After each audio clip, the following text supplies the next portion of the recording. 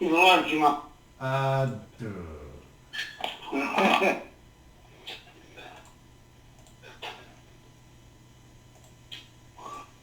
At some point, Cobb, I think it would be a good idea to like create like a lexicon of all the strange sub rosa of our conversations for future generations. Are you saying you want a Chazon dictionary? No, a Bismunk dictionary. Because Chazon is based on my fucking stupidity, teenage-filled word salad, so... Well, there you go. If that being the case, then that would be appropriate. In really fancy script.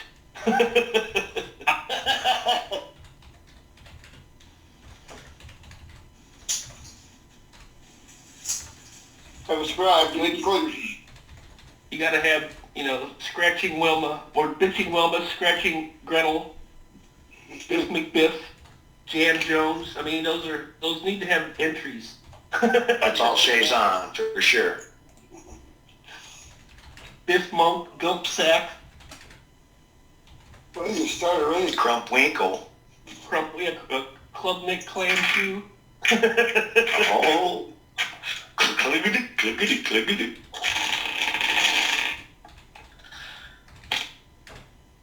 That's 15. Okay. What, Clark? What? Are you starving? What'd you say? Wow, your voice changed. I was just yelling at you, Clark.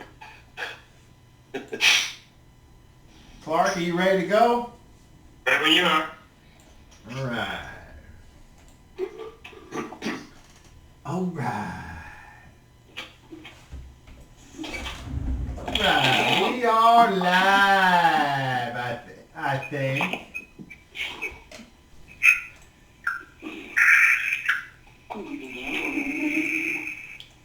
And this is episode 62 of the World of Skell-Ghosts. I'm your Dungeon Master, Skell DM Cobb 37, otherwise known as Uncle Finster. And tonight we got our players who are in attendance. We got Brad as Prince B. We got Daryl as Vanessa and Boris. We got Jason as Guy and Shadrach, and we have Clark as Pykel, the mighty crafting dwarf. Oh, that's all true, by the way. And we don't care about that. And so, to recap what got us here, these guys are going after slavers. And through many adventures, it has led them to here on what appears to be the first stop towards Caesar, the supposed leader of the giants and the one responsible for the slaving, the one responsible for using the Acharamans to land upon the character's home kingdom and steal innocent people. That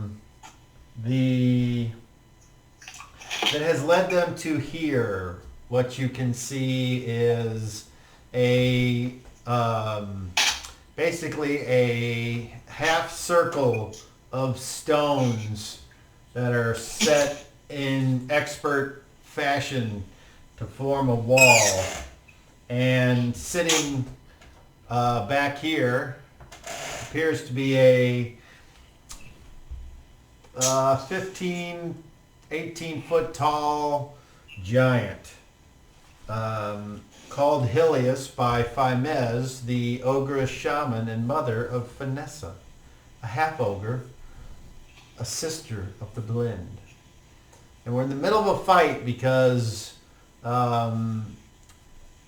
somebody decided to fail their charisma check.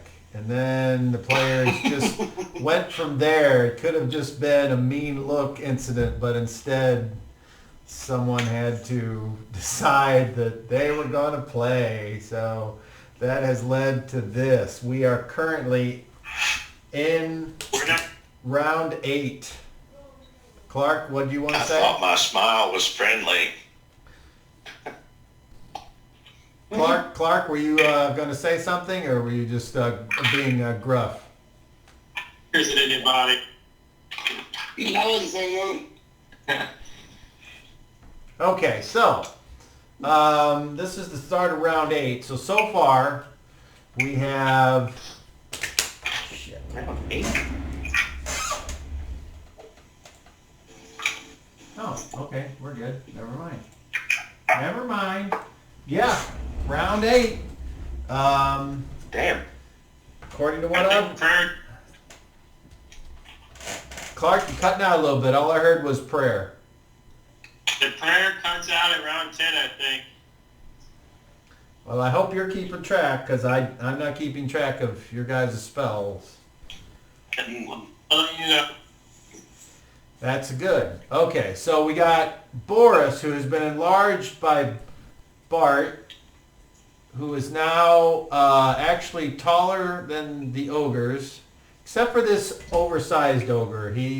Those two can look each other in the eye, but this big ogre really got mad and ran over and missed Boris and knocked his friend down and knocked him out, and he's on the ground bleeding out.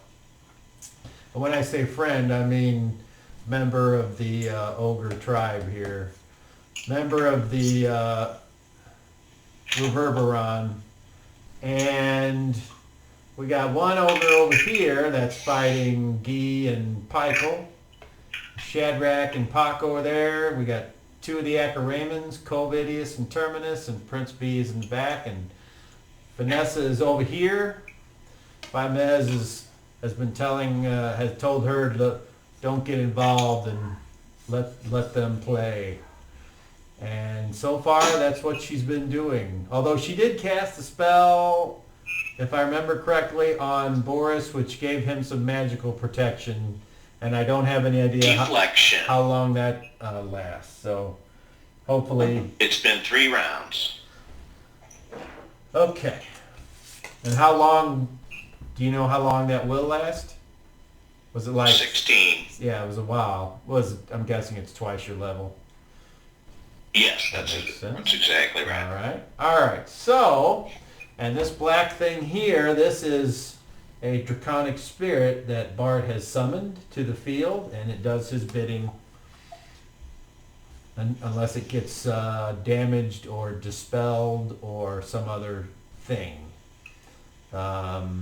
So, and it's large. Brad, I don't know if you noticed, but I picked up a bigger, so now this is a large dragon figure there. So the board is pretty much set up real good. And then what I don't have is all the other like 60, 70 Acharamans that are all kind of around in this area just watching and kind of cheering on their favorite ogres or what have you. So that is the recap. If anyone has any additions or edits or questions about spells or what have you, now would be the time. And I see Daryl would like to start us off with the... go ahead. I love the pictures of the figs. That's very helpful. And I wanted to mention that Boris's Frenzy is in its 6th round. And how long does that go? 15 max. Oh, man. All right. Okay, so hearing nothing, we will start round 8 as soon as I click on some battle music.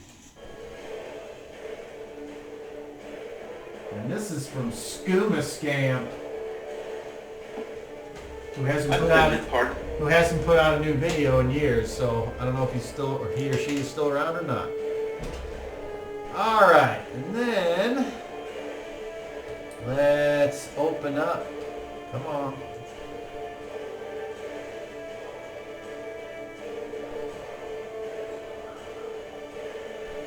All right. No, that's not what I want. Let's open up. Jab, jabbing in. There. Okay. All right, beginning of round 8. So, we have several people engaged, so we'll just go ahead and start closest. And so we'll start with Pykel, action. Asking. Guy. Attack. And then we'll go up to Boris. Attack. And then we'll go to, we'll just, Draconic Spirit, action. You're gonna take swat at the guy with the biggest ogre. Just attack, okay. Alright, and then we'll drop back to Shadrach. Casting. And then Vanessa. Parlay. Alrighty. I would like... Idea. Paco will support Shad. That action. And Bart's just holding back, letting the Draconic Spirit do his thing. Pykel, roll initiative, please. That's a D10. Uno numero. Speed at 2. Alright, so your side is sped up. That's good. So, any actions that would have gone on fast will now go on very fast. So, what is, well, the dragon is large, so it would normally go on average, but it's going to go on fast. Okay. And Daryl's huge, Boris is huge, so he will go later. So what is the casting time of the spell of Pykel?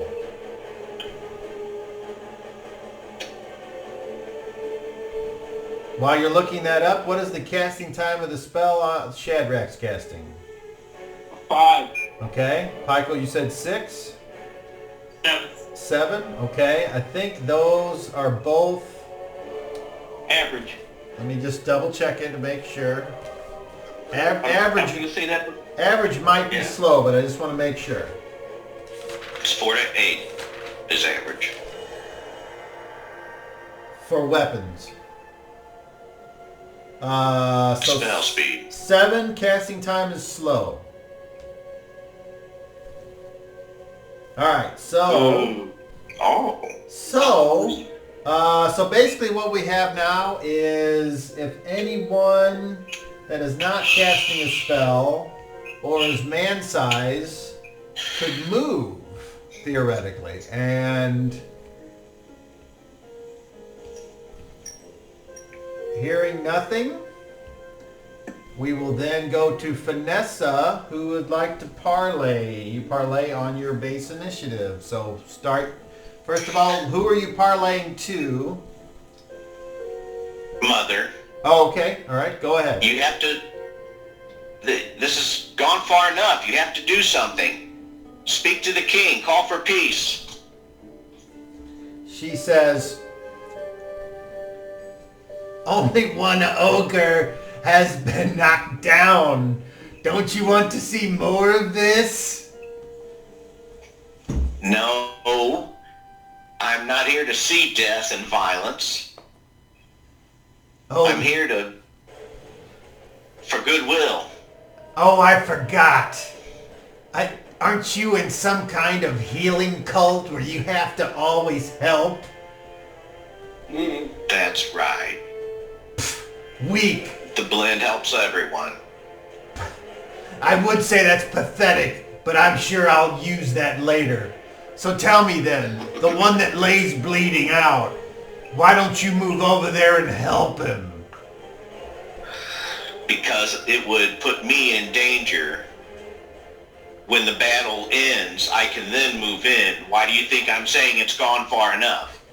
He might die before you move over there. Are you sure your petty Helix healing powers will manifest?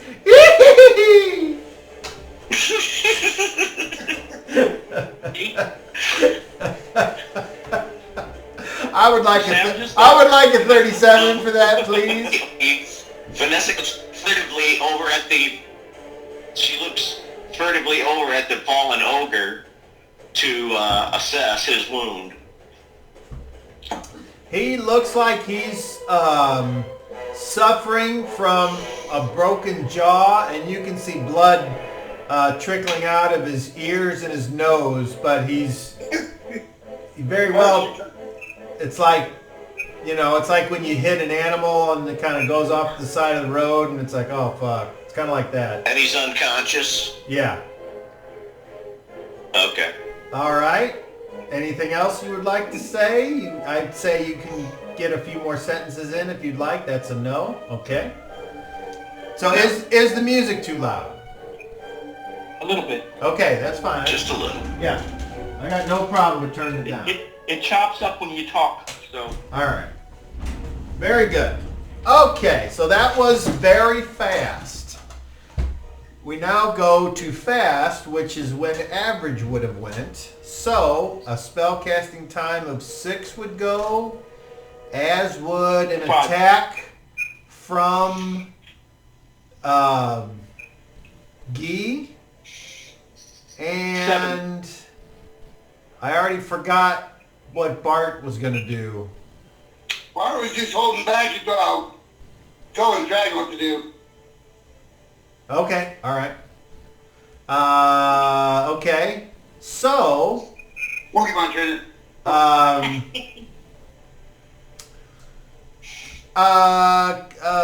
Vanessa, make a charisma check at disadvantage, please. That ought to be good. Oh. Well, I rolled a 20 and a 5. Boo. And what does So yeah, what 11. Okay. Faimez looks at you, and she looked like she was thinking about it for a second, and then she kind of turns and she goes, "No! This is much more fun!" And then we go to Guy. Wouldn't Shad go first? The ogre in front of us is down and blind. They can prone. Yeah, he's prone and blind. Okay, that's what that was for. Very good. The ring-a-ding. I thought he was, okay, well, can Guy move and attack? I guess I couldn't charge, could I? Well, you're already threatening him, so if you move away to try to charge, it's going to get an attack opportunity on you. Then, but I will dispatch that sumbitch. all right, so you roll an attack with a +4 on your roll because it's prone. And blind, because he can't react too, right? Because he can't see it coming. Well, it can react, but it's affected by being blind. It's like it's not deaf, but there is a. Let me see before you roll, Jason. Let me see if it says anything in here. I thought blindness just gave you a minus to hit. So if He wouldn't get his dex bonus, I wouldn't think. yeah, they don't really get much of a dex bonus. It's like, Well, Ogre. minus 40 the armor class. they called them ogres on Doctor Who. You remember that? Okay, Not so specifically, but I believe it. so the defender is prone, and since it can't see you coming, you're going to get an additional +1 on top of that. So you're at +5.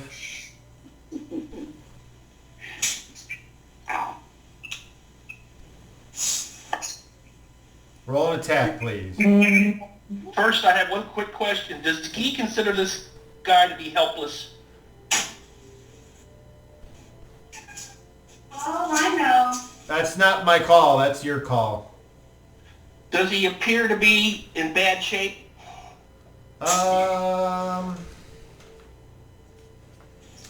He appears to be bloodied, but I wouldn't say terrible. He certainly is flailing about as if he can't see.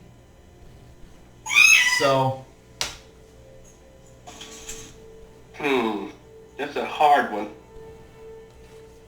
I'll finish it off. He's a freaking ogre. He's a freaking ogre. What's your alignment?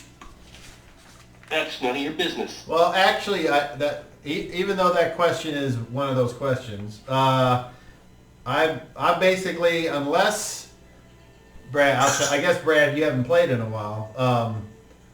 Alignment's one of those things that's like so subjective. I just said fuck it and got rid of it, and then the universe goes ahead and enacts karma on those that I see. don't like.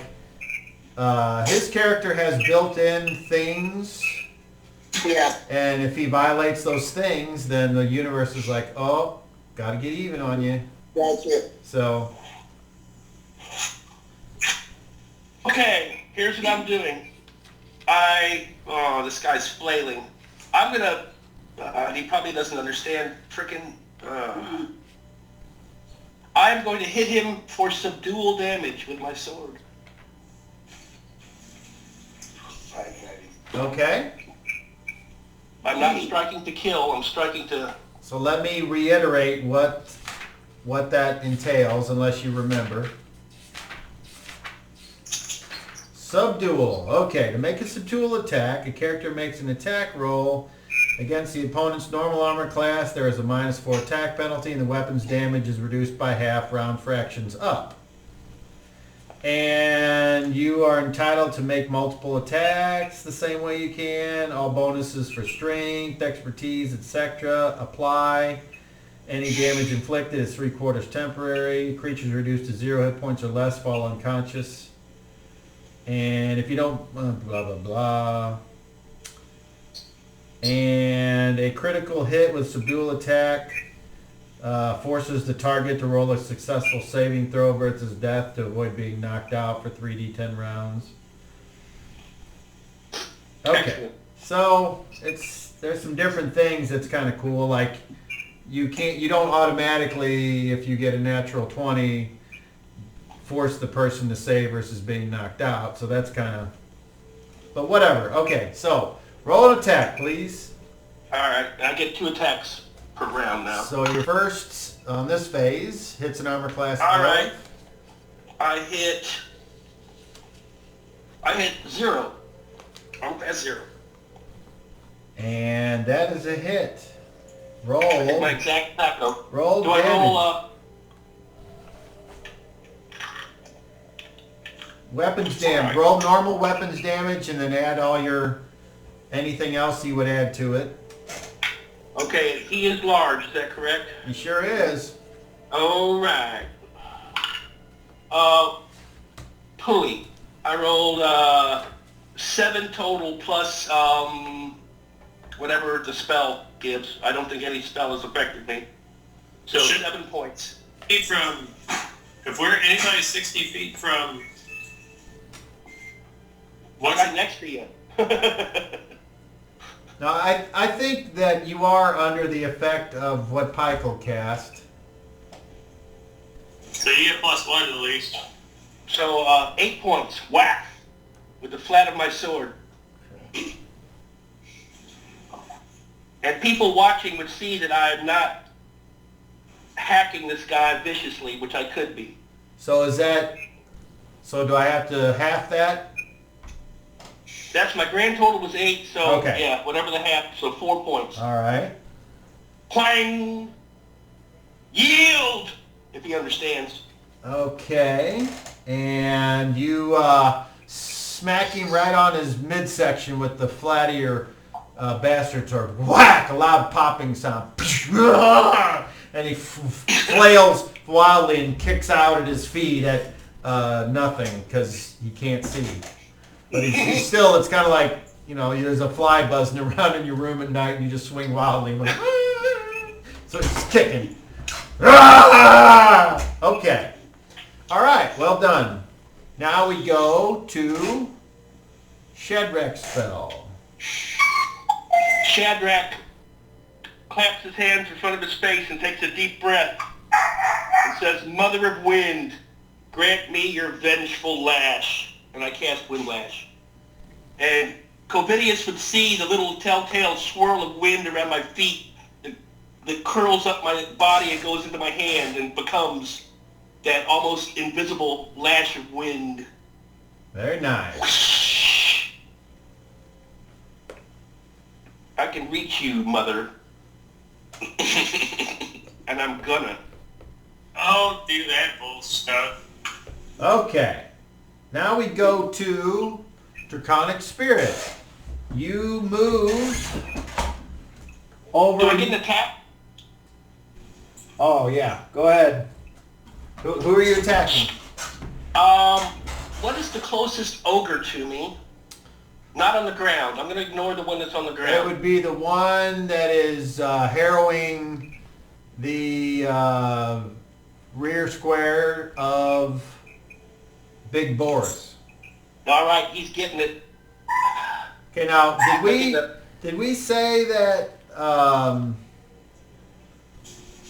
there ranges on this? Or is it just have a... It's, no, it has a range. It's 60 feet, I thought. But it's Hang not on, like, let me look here. there's not like 3 ranges like My if it was a range is missile weapon. 5 yards per level. Okay. Alright, roll the hit. Yeah, Windlash is nasty for a 3rd level spell. That will hit an armor class of 12. Come on, 12. No, that's wrong guy. Wrong guy. All right, I hit armor class of 4. Why didn't you didn't add the plus? Then I hit armor class of 3.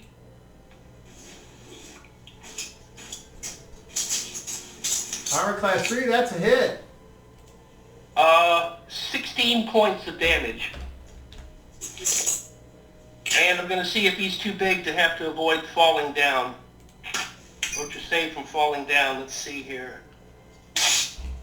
Yeah, he has to make a saving throw versus, what is it? Versus fall. No, paralyzation. Alright.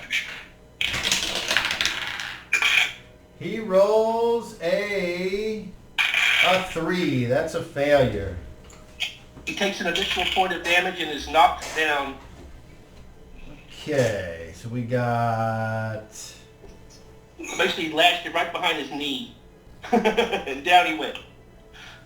this one right here. Okay. Love it. Now they're going to pay attention. That had to hurt.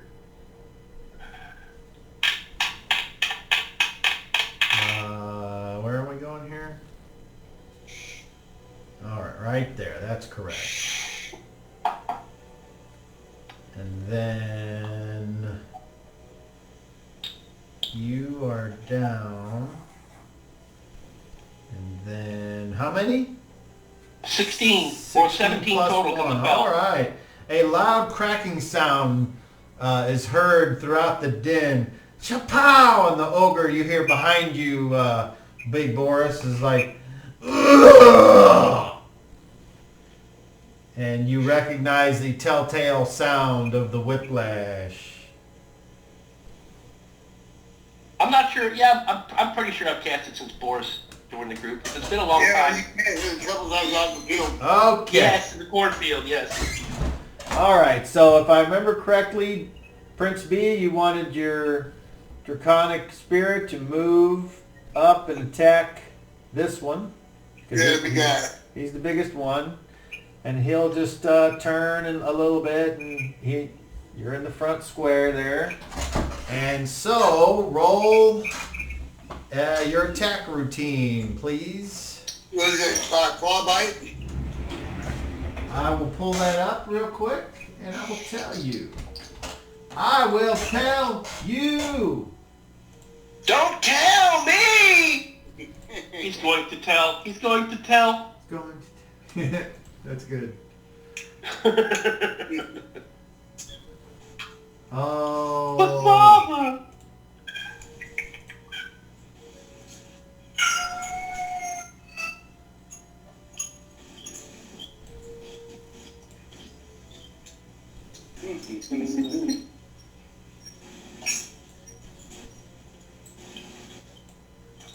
There it is. Okay.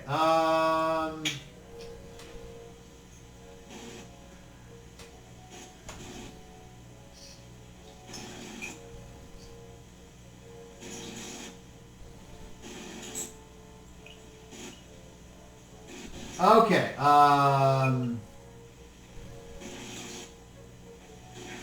Oh, I see. Okay, so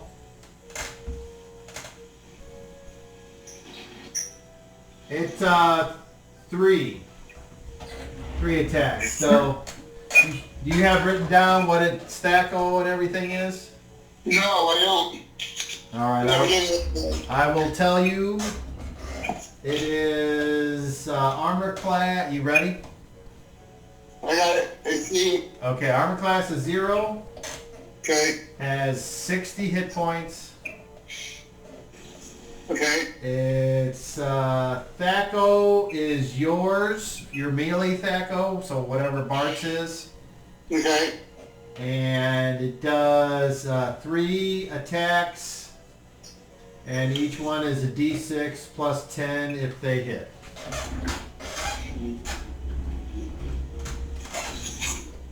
Alright, so the 20 is the breath weapon and claw or what?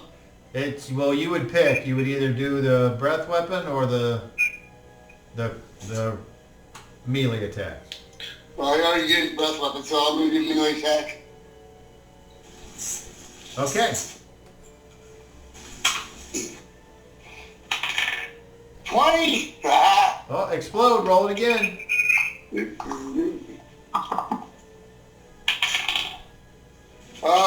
10. What does that hit? I don't know. Where's Zacho? I do add that up again. Here you go. I'll find it for Oh, you. that's 3? Your melee Thaco is 13, so... Uh-oh. 13. Whose alarm is that? That was mine, I think you call. Okay. It's 13. Alright, so you rolled, what the second time? 8. You rolled an 8? Okay, Yeah. so that hits armor class of 5. Okay, so normal weapon damage on the first one. Alright. 11. Okay. Second attack. A moment. 15, that hits. That hits an armor class of -2. Roll damage. 16. Okay. The first claw rips into him and rips a nice chunk down the middle, larger than average size over. The second one sticks in even further in the same wound, rips straight down, and all his guts fall straight out the front, and he's like, "Gah!" And he falls over and is like, "Gah!" And you're, he's done for. You can let him lay there and bleed out, or you can have your draconic spirit coup de grace. Oh yeah, take him out. And what does that look like? And he just takes another claw, rips it in half. All right, very good. So Straight to the point. Boris sees the ally come up, and I don't know if Boris has seen that before, but he that certainly might have been unexpected. This dragon semi-translucent thing come and attack this huge ogre and take it out. All right. And then the draconic spirit would have a third attack, but unless it wanted to attack Boris, it can't reach. Yeah. Okay. So we then go to let's see.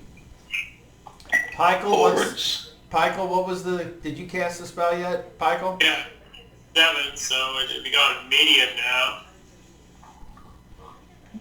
now. Well, there's fast, average, slow. Normally 7 would be slow, so you would go on average. So, go ahead. All right. Pykel kneels and touches the ground and puts his axe in the air and says, "Henen al tuyendur, no suit." And the earth and the dirt and everything on the ground passes around him like a whirlwind up through his axe, and 6 balls, 4-inch balls appear above his head. And he casts Meteor, which seems to be just another meteor spell on here. Meteor, Let's see what that is. That sounds like a good one. Yeah, it does. I thought it was like a barbecue thing. Meteor. Is it That called would be- is it called Meteors of Celestian?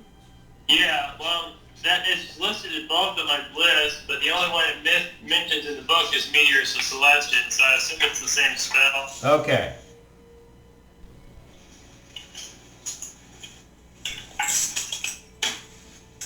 Okay. No, all at once or one at a time, but can I cast them at 2 different targets? Meteors shoot from the caster's hand following a straight. They can be released at any time during the spell duration, and duration is 1 round a level, so yeah. You can pick different targets. Alright, well I'll cast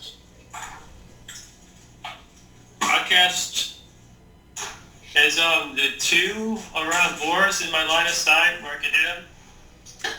Well, one is it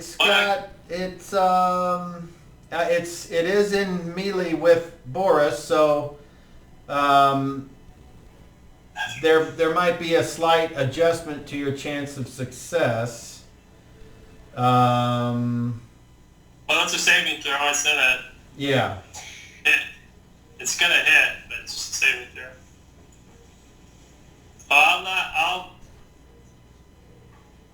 I'll plug 3 into the down guy and 3 into the white Boris. So it'd be 3 saves minus 3. The when you say the down guy, you mean the one that's in. The one right in front. Okay. Okay. Okay, so for minus 3, doing save versus spell.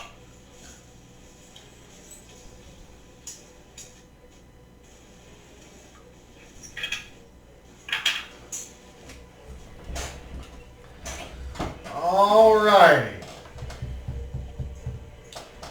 So let's, well, the spell creates 1d4. Did you roll a d4? Oh, I thought it was the damage on that. The spell creates 1d4 plus 1 stone. Oh, okay, I misread that. So roll me a d4, man.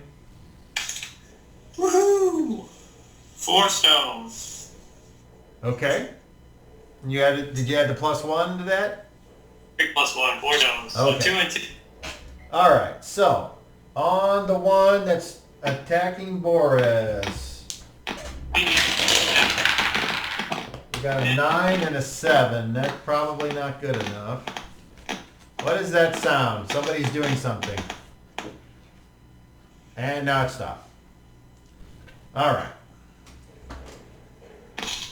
Is it me? Oh, okay. Hit dice. There it is. Right there. Save versus spells, was it?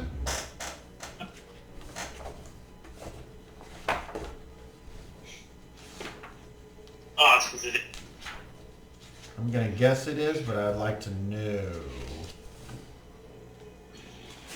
Save versus spell. Okay. So, that would be that. Okay, so they both fail. So, each meteor inflicts a d4 plus 4 damage. So, roll 2d4 and add 8, please.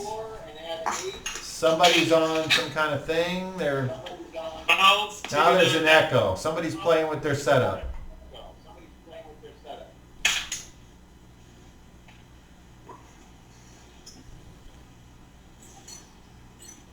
And 13 to the up, dude.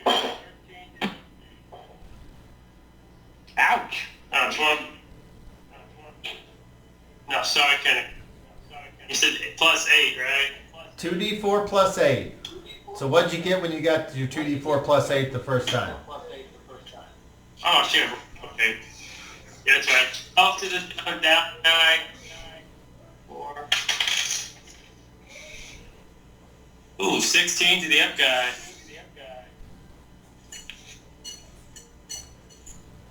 Okay, so the guy that's behind Boris, your missiles, somebody's doing an echo on me somewhere. Big time. Is it me? Big time. Brad, are you there?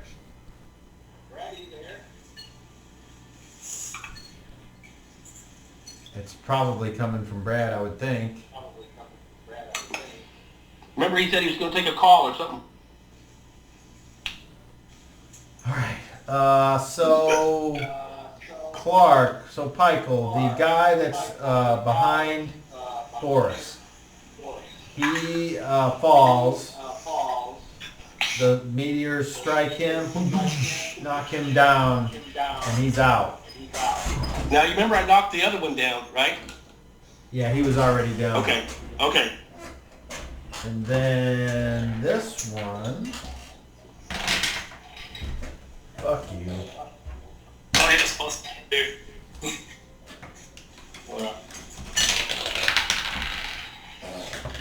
That's a failure. Oh no, that's a natural 20. That's a success. So, on the second one, you're going to roll...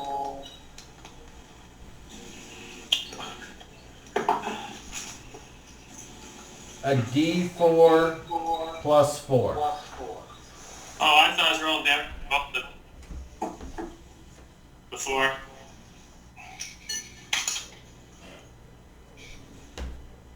So 6. 6 points. Okay, so the one that's on the ground, it strikes him. He's still moving though. It like goes off his side. But he's looking really, really hurt. All right. Well done. Guy gets a second attack. Yes, he does.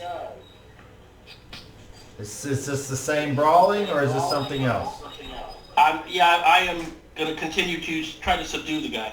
All right, roll an attack. Oh, easily. That's a hit of -1.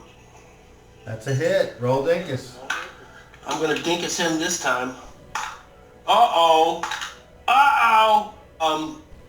+1, so 12 points total. All right. That's a good one. You go around the side. You take the flat of your sword and you just whack him right in the side of the head, and he goes, "Ooh!" Then he's knocked out on the ground. Okay. And I'll put my then, foot on his chest. that leaves the one. Yeah, now we go to the loser side of the average. Daryl, you had your hand up earlier. Did you want to... Was there something you wanted to do or say? I was just wondering if he got his second attack before the end of the round. Okay. Because I know I'm on slow, I guess.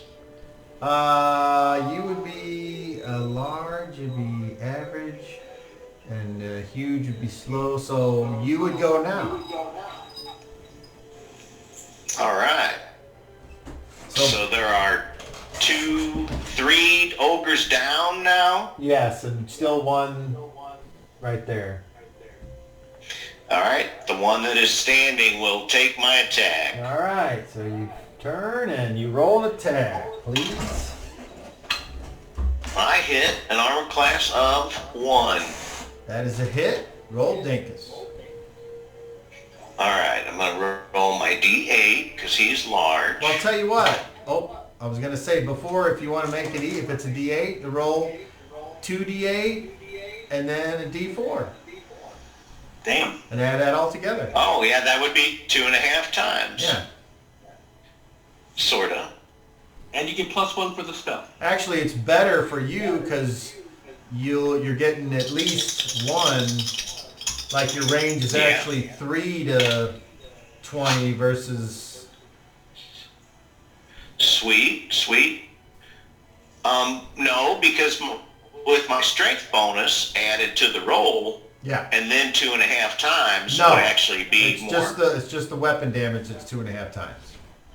I think. Okay. Was that incorrect? Let's look up enlarge. I thought it was weapon damage only. I'm sure you're correct. But you still add your normal strength bonus to it, yeah. Correct. Yeah, so 11 plus 3 is 14. +1. +1 for the spell. Okay. Yeah, 15. So that leaves... Okay, he's still up, but... Okay, so roll a D... Roll a D10 for a knockdown dice. If you can get a 9... 8. Oh, close. Okay, so you stab him and he staggers, then stays up. And now it's finally his turn. And he is going to attempt to slash you. Slash you in the cashew. Okay, here we go. Ouch. And let's roll this red one right here. It rolled a natural 20 last time. That hit an armor class of 6. Is that a hit? Armor class of 6, Boris? Oh, I'm sorry. No. All right. And I'm It guessing is 4 at this point. I'm guessing because of your unusual fighting style, he misses you. That's correct. Very nice. All right. So that leaves theoretically Boris, Vanessa, Shadrach, Pikel, pretty much everybody could move. The only one that's threatened is Boris. Does anyone want to move at the end of the round? I guess I'll move 4 squares closer down Boris. Okay. With my speedy legs. 3, 4. Okay. And Jason had his hand up. Guy's going to move on the opposite side to where Pikel is. Closer towards the middle of the circle where I guess that's Mother and Vanessa standing up there. I'm going to move in that direction. No, I take that back. I'm going to stay where I am with my foot on the ogre's chest. But Shad is going to move towards Vanessa and Mother. Shad, don't start crap with Mom. You don't need another fight. All right. Anyone else? Not me. Tony Spirit, circle up around behind you. And stand my ground. I'm sorry, Brad. Say that again. I have the Draconic Spirit, coil around me, and I stand my ground. So the Draconic Spirit's already moved, so he can't move it anymore this round. Okay, that's cool. Okay. Alright, that is the end of round 8. So, before the end of the round, the giant back there, can somebody please put their mute on? Brad, can you hit mute on yours? There's an echo coming from somewhere. Hello? Nope, still there.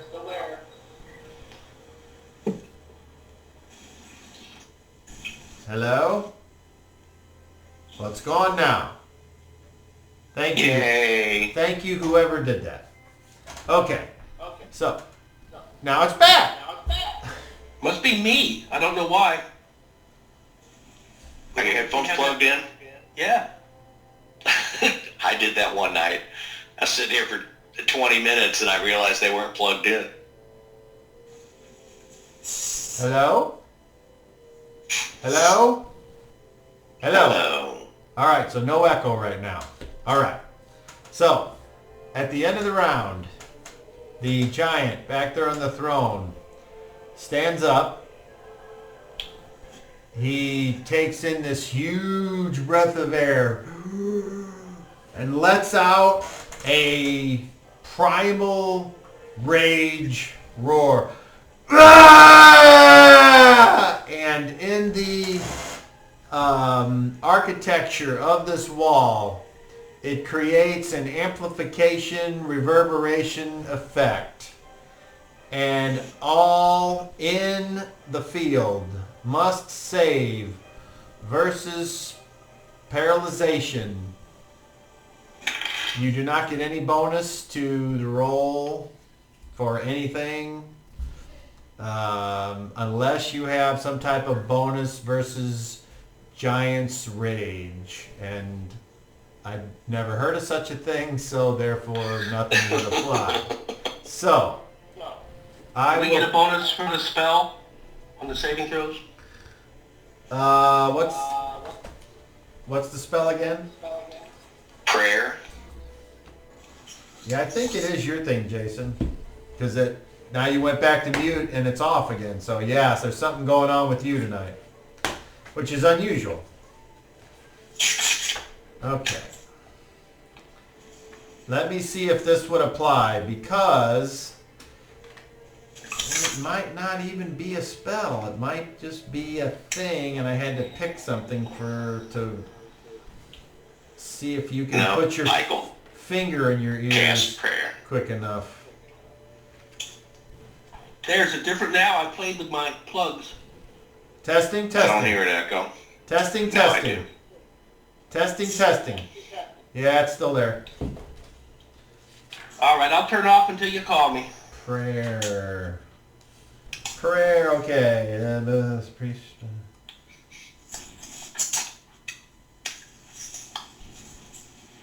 Well, it says saving throws. Doesn't say anything about what kind of saving throws. So, sure, you get a +1 on... Everyone gets a +1 on their saving throw versus paralyzation. All right. So, let's start with... We'll just go around the horn here. Michael, what'd you get? I rolled a 19, so I'm good. Okay, and then we'll go to Vanessa. I haven't rolled yet. Here it is. 14. Beat it by 7. And then Guy. He rolled a 9, and that's his actual exact roll, and if he gets the +1, he made it by that. So. Bart. I rolled 16. And then Boris. 14. Beat it by 4. And Shadrach. Shad got a 14, and he beat it by 7. All right, everyone made your save. Lucky us. As the sound reverberates and blasts out, mute.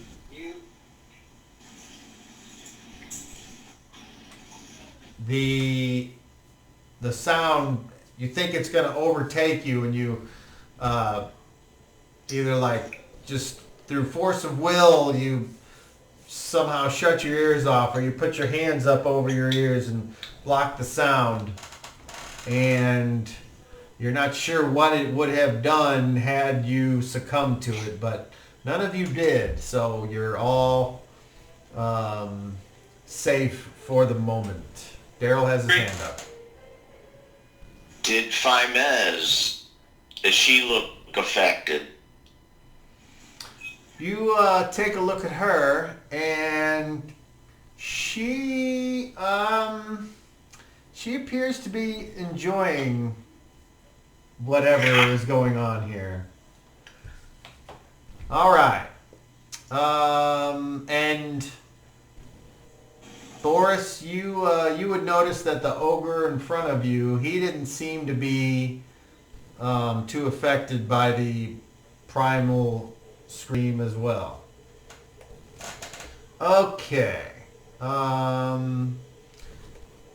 We now go to round 9. Bum, bum, bum. Hang on, what about the Acaramans? Were they affected?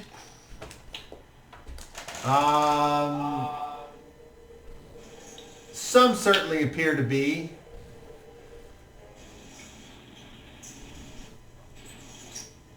All right. Let's go to, so we still got Boris fighting one, and nobody else seems to be engaged at the moment. So, Boris, action. Attack. Who's next? Pikel. Attack, movement. So I can't get to nobody. Shadrach. Mute. There you go. Point me out real quick. All right, that's what I thought. And what is that next to me? That's Guy with his foot on the Here? Yeah. ogre's chest, right? Okay, I'll stay where I am. No action? I'm not attacking. No. In fact, I will attack only if attacked. All right. Guy, action. I'm going to stand there with my foot on the ogre's chest and put my point of my sword in his right in the craw of his throat. So if he wakes up, I'm going to be like, "Don't move." I will also attack if I'm attacked. Jason, do you have, is there sound coming out of your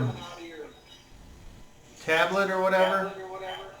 Because No, I have nothing else turned on but this. That's kind of the My only... tablet's making no noise. How about I shut out and call back? Let me try that. Okay. Because Vanessa. I normally don't have this problem. Vanessa, action. Parlay. Bart.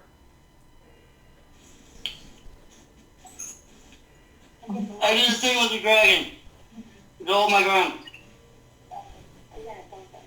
All right. So, I would like Vanessa to roll initiative, please. Beat a 4. Bless you. Excuse me. Am I better now? Oh, simultaneous monkey. It's a 4. Let's do a test. Simultaneous monkey! Yes, you're better. I don't know what that was, but it's fixed. And I shouldn't have said that because now I jinxed it. Okay. Oh well, I can mute again. It's all right. Simultaneous monkey. Where is it? Okay, I need Daryl to roll a d20. I got an 11. I'm 7. Oh, roll that d20 again. It happens to the bad guys. 8. 8. 8. Bunyan 8. Oh. 8. Oh, they all get... He hates it. Item dropped. Oh! Well, All the enemies drop their weapons. There's only... Okay. There's only one combatant. And so much for that. So he drops his...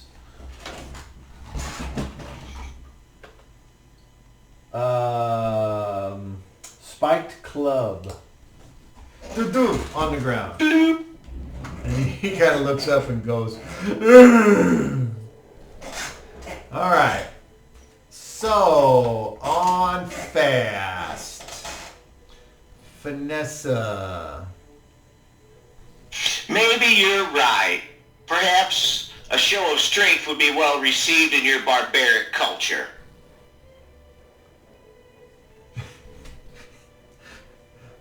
Is that supposed to be an insult? You do realize we're gonna win, right? Oh, you might. You would do well to choose your words more carefully, considering where you're going. And she attempts to backhand you. You are not surprised.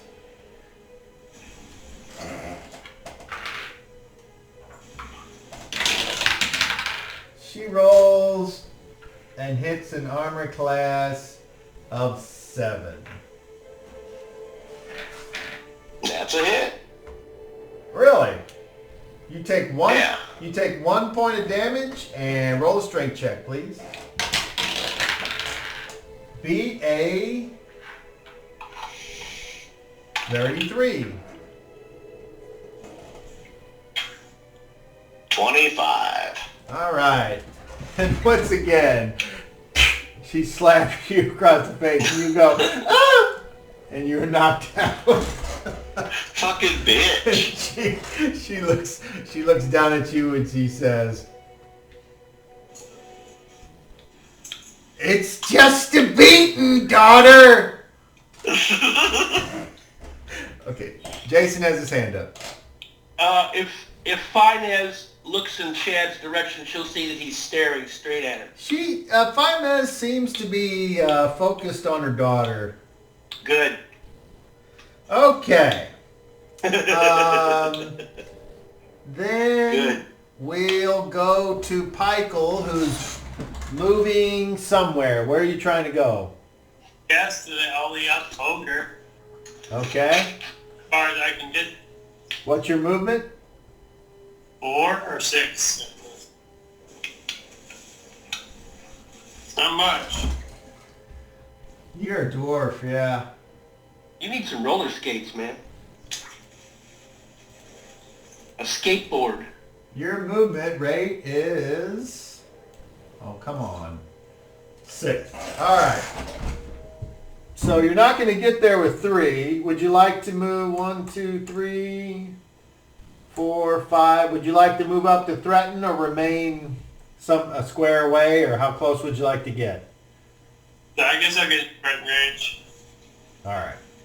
So there's 3, and then the next phase you'll move up to threaten, and then that's done. That's done. That's done. Bart, are you having the Draconic Spirit move back towards you, or anything else?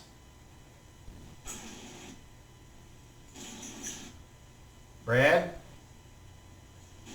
All right, we'll skip him. Okay, so the ogre goes on. I'm just holding my ground. What's the spirit doing? He's wrapped around me, he's guarding me. Okay.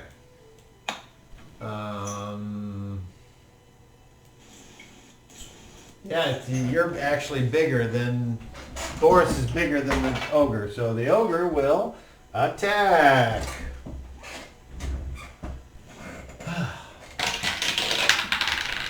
And that looks like a natural 1. So he can't fucking do shit. Oh, you fucking... Who got a 1? I got a clog monkey. The ogre. Oh. The minus. Oh. The minus. The fuck is in there? What the fuck is that? It's that fucking pink dye. Did you No. lift off that kid? Clog your lower gunyon. Ouch. That would be funny if that was actually a You thing. need some Dulcolax, man. I need more than that. He needs Dulcolax. Dulcolax. He needs Dulcolax. That's had a big... Ow. Oh! Alright. Oh, look at that. Still a failure. 22. So the ogre decides to just try to hit you. Ends up punching the... What are you wearing? What are you wearing, Boris? What am I wearing? Yeah. Well, Cobb, I've got a soft, supple loincloth dangling Cut it out. low between my knees. Cut it out. Stop it. The wolf's hide cowl that wraps about my neck has a supple shimmer of gray. Do you have anything? Do you have anything that it can break its hand on? Well, my axe fell off last round because my belt clumped.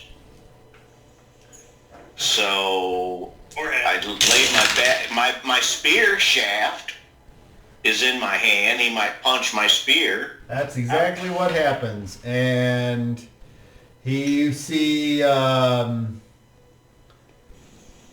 his hand go to punch you. You go to block it with the spear. His somehow the spear where the you block his hand down with the spear. His hand goes down the side of your loincloth and his arm is now entangled in what you're wearing. Hey, don't touch me there. Your turn. On slow. Attacking. Is he prone or held or anything of that nature? This is banana square. He If anything, he's embarrassed. he certainly doesn't get his dex bonus if he had one. Other than that, no. Roll an attack. Okay, I hit a -3. That is a hit. Roll 2d8 plus 4, or plus a d4, Woo! please. And then Nice. 18 points, plus 1, 19. oh, how do you want to do it? Excellent. Using my height advantage as he reaches for my berries, I bury my spear down between his clavicle and run it into his abdomen. Ooh. Yeah. Hey, Daryl. Yeah. Oh, that can't Yeah, be. that's it. That can't be good. That's the exact sound that it makes. The clavicle jam. All right. So, all of the ogres are now laying on the ground. Only this one seems to still be alive. The draconic spirit has moved back to Bart. And now the fight appears to be over. If Shad can move, I will. Where would you like to move? Straight forward. How far? Well, it's the end of the turn, right? So half my move. As far as like what, 6 squares? No, I'll move up to where the closest ogre, directly in front of me. I'll move up there. Right there. And I'm staring at Finance. Okay. Does anyone else want to move? Vanessa, you want to get up? Yes.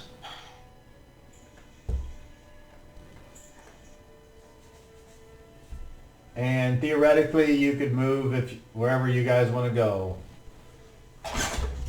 Well, we got that dick swinging contest out of the way. How about we get down to business?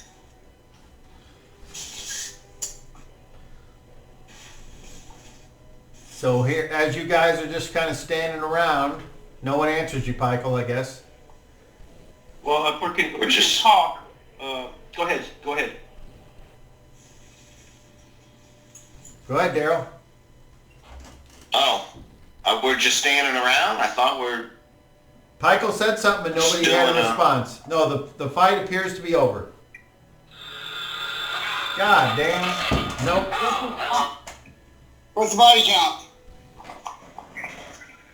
There appears to be 4 dead ogres and 1 that's knocked out by... And there's 1 that's missing somehow. Yeah. Oh, that's because I picked him up off the thing. There would be those 5 there. Okay. I just wondered. Go ahead, you guys can... Boris raises his spear over his head and shouts toward the king. Ooblah! Not the king, but the giant on the throne. Victory! He looks at you and gives a nod.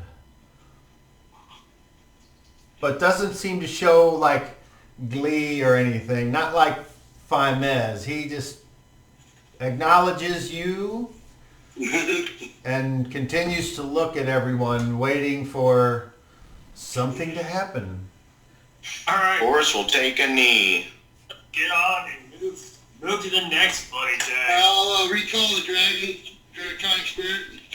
Okay, you He just... will raise his sword in the air. Bart, you dispel your magic, and the smoky, inky spirit vanishes and kind of recoagulates into the armor Right. in a flourish, and it is gone. And the Acharamans are all like, "Ooh, Dr. Shaman is there ever." Okay. Okay. He will reinforce Boris's cheer of victory, keeping my foot on the ogre's chest, raising my sword in the air, looking around to see if anybody else is like, I'm looking around like, who else? Huh? Who else? Faimez leans into... Mother, you want to go? Faimez leans into Vanessa and says, "Hold on. Let's see if any of them even begin to understand what they need to do." And then Bart, you yell over to, you say, "Mother, what did you say?" Mother, you want to go? She says, "We're waiting on you." On me? Let's go. The giant looks over at Faimez. Faimez points at Bart. What's she pointing at me for? Alright, the coins. Oh, yeah. 20? That's not the giant I gotta get the coins in. Well, you gotta present it for it, I think. I have to pull my fucking chest out and everything. And 5 loose. Yeah, I'll give you 2 of the loose. So you walk up to him. Yeah, I'm putting to his clarification. So you walk up there, And if anyone else wants to do anything, otherwise you're just staying where you are, and you may or may not hear or see any of the details that I'm describing. My hand is up. Yes, Daryl. Boris will move alongside Bartolanthus in a protective fashion. All right. Anybody else? I'll present. What'd you say, Clark? You'll present? I'll take it to the coin. Hold on, Brad. Hold on, Clark. You're cutting out. You're gonna have to try again. I said Pico would have went up when Bart went up with a dwarven bow when he gets there. Okay. Go ahead, Jason. Guy will join Bart, will follow him, and Shad will stay where he is, but his attention is now on the giant. Okay. I still have the whip activated unless that's all that much time has passed. Famez looks at Vanessa and she says, apparently they figured it out. And she starts to walk up there towards Hilius. Does Vanessa stay by herself, or does she go ahead and go up with her? She will follow. All right. So Bart, you're up there in front of Hilius, and he's sitting in his chair, and he's got his hand out as if expecting something. I place 2 of the coins in his hand. All right, and are these the oversized coins? Okay. And respectfully bow to it and back up. He closes his hand over the coins. In his oversized hand, these oversized coins still appear large. He sits back down, and then you see him start to cast a spell. Yeah, just check and see if they're real. Go ahead. He starts to speak in this guttural grunts. And he raises his hand with the coins up. And for a moment, the sky darkens, and his voice starts to ring louder and louder as it is amplified by the Reverberum. And as the voice carries out, you all feel a rush of air as it moves from him and pushes out towards the Acharamans and over the battlefield. And you see the ogre that's right next to Shadrach, its head twitches. It starts to shake its hands and its feet before another one starts to shake. And then pretty soon they're all twitching and their bones are like snapping and cracking. And then they all stand up. And the one that's unconscious, it doesn't, nothing seems to happen to it. But the ogres get up. And they appear to remain with the same wounds that you had given them, and the one that has been disemboweled by the draconic spirit, its guts are still on the ground, and as they look, their eyes are pale and milky white, and they resume their places around the walls.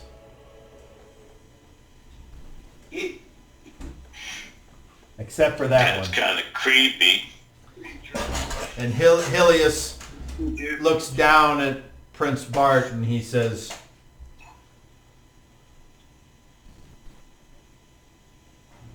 You have the blessings of Stallman Clem.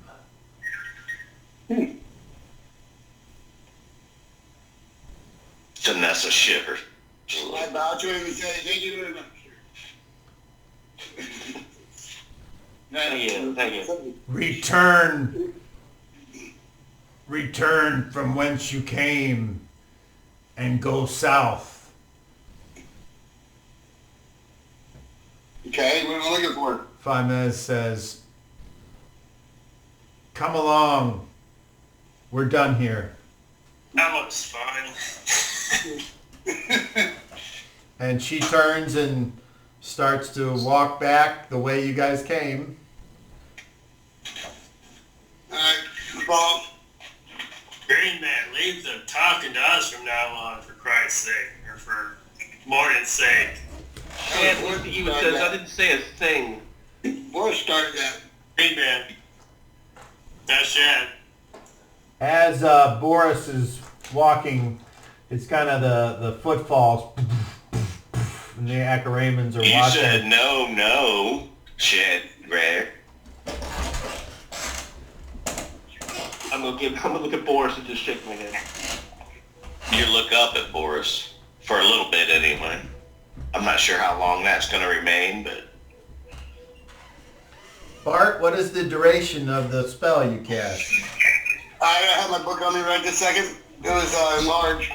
It should have been like 1d some d8 plus my level. So it should be wearing off. Yeah. 5 rounds per level. Okay.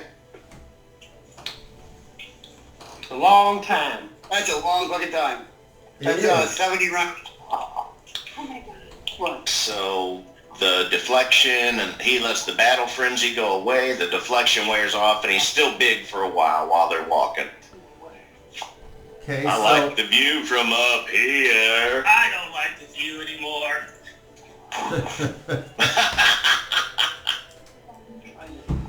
I took okay. this guy and come to me. Still in your Is that crop your way here or something? I claim this man as my slave. What? Who This ogre. who is He's not dead. Who is talking, and who is he talking to? He is just saying out loud, I took this ogre in combat. He's mine. He's my slave now. He's alive. I didn't kill him. I just want to see how they react when I say that. He doesn't really intend to keep the guy as a slave. He just wants to, if that's their custom or not. He doesn't know. As the group moves away from this area, and you make your proclamation, none of the ogres or Hilius react to your protestations, and the Acharamans, most of them don't understand what you're saying. Covidius kind of laughs a little bit, and I'll walk off with the group. all right. I'm gonna go videos on the journey. Go ahead.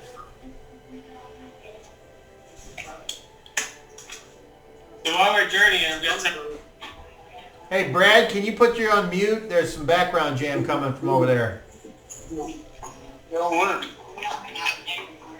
No. Well, because what he does.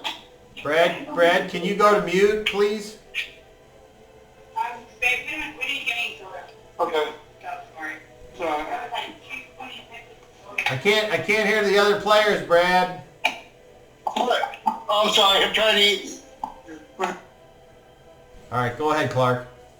Alright, so I'll just kind of passively tell a story back to my father's time, and that's a while ago in dwarf years. You know, as we walk, Yeah. we are we were held for years and years, several generations under strange creatures. And over some time, eventually, we found other creatures held by these same creatures. They were, I don't know if I know what Mind Flayer is called, but as more of us got captured, we realized that, well, enough of us could take these creatures. And I would be like, I'm just kind of hinting at, kind of telling a story of hinting at that all these men on this island are probably more powerful together against these giants kind of story. And I'm hoping our demonstration of taking out the ogres the way we did might plant a seed.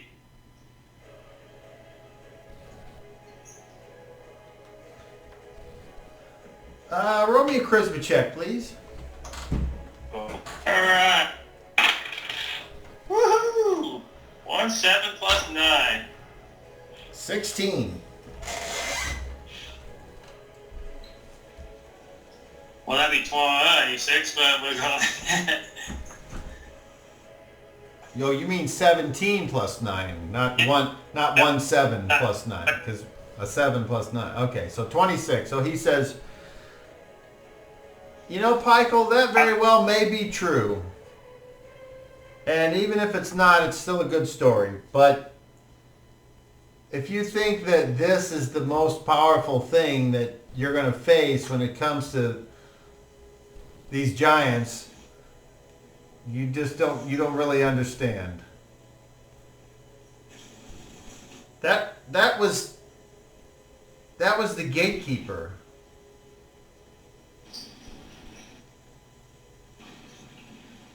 Well, I take demons and dragons, devils, and all kinds of things I can't name, so.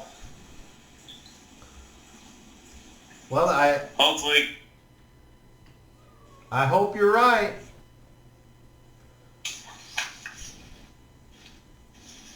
And I hope that the next time you guys get in a fight, you have the same kind of fortune's favor. I just hate to see people being held down, that's all. Who do you think's being held down? The cage is a cage, regardless of how nice it is. Yeah, okay. Shad says yes. A cage is a cage. He's like, I don't get it, but that's okay. Now, by the time you get back to the beach, and Boris is still Big Boris. Yeah, Key's gonna talk to him. It's like, hey, you're bigger than you were before. I'm gonna pick him up. You pick me up? Hey, buddy. Hey, be careful. You fought brave over there. I will name him George. Don't squeeze too hard, please. I just had to do that while I still could. Then I set him back down. Yeah. I'll kick his toe. All right. You should be proud of me, Boris. I showed restraint. I didn't kill anybody. I didn't try to kill anybody. Daryl's got his hand up? Yeah, I did not mention it, and if you hold me to it, that's fine, but I would have picked up my backpack and my other spears and my belt that fell off with my axe. I know I didn't mention it. That's okay. Thank you. I'll fix that stuff when we camp. So the beach is awash with activity as the small boats are being loaded up once again. And then, Big Boris, what are you going to do? Big boy. What do you mean? About what? Well, are you going to try to fit into one of these boats to get back out to the Don Quixote? Oh, we're not traveling on land? No. I'll wade out into the water. Okay. I was gonna say you just go swim out the boat, ain't you? How far would Don't you let like? the fish nibble ya. How far would you like to go out into the ocean? Well, to the boat, I guess. Okay.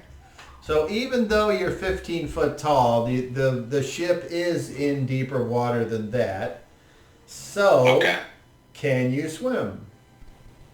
Yes, And do you swim to the boat? To the ship? I do. All right. To the ship, because I can't fit in the boat. So, just because I like it, roll a d20, and please roll me a 1 so the Kraken can swallow you from the ocean. Well, god damn it, I rolled a 1. I need a picture! I don't believe you! I need a picture! I need a picture! This is... And it's on my swirly gold die. This can't be! Gold. This can't be! Yeah, I'm not fucking around. Daryl's my favorite! You're about to get Neptune, Daryl. Yeah, I mean, what the fuck? I can't deny it. I do. Let's see it! I do. There it is! That should be the header for the group now. There's my old trick for you, Cobster. Wow! That's what Boris, I didn't plan to play Boris more than about 4 or 5 sessions when we made him. So it's amazing he made it this far. Well, he's gonna get his jaw fucked up next, okay? No, that's Reggie's thing. He gets punched in the throat.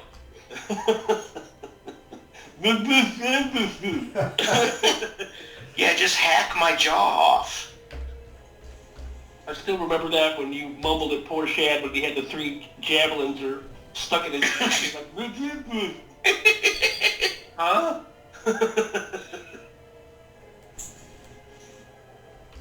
Dun, dun, dun, dun, dun, dun, dun, dun, dun, dun, dun, dun.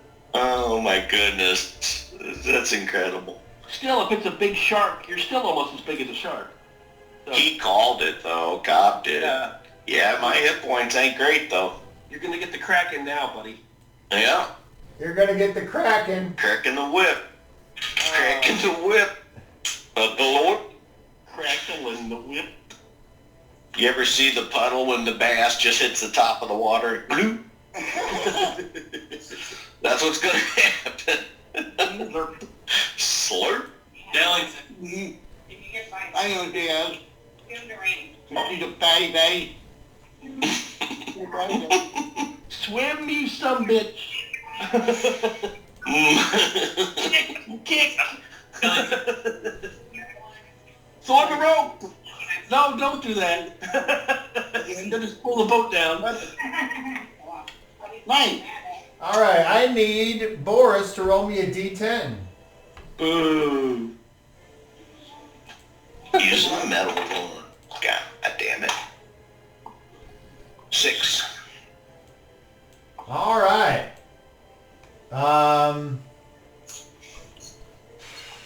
Boris, do you have a reaction adjustment on your dexterity of 4 or more? No. I have an adjustment, but it ain't that good.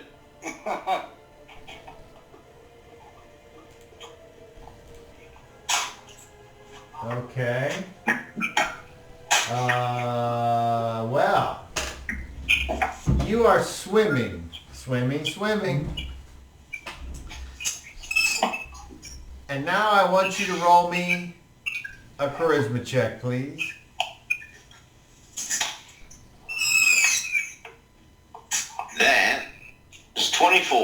24. Okay.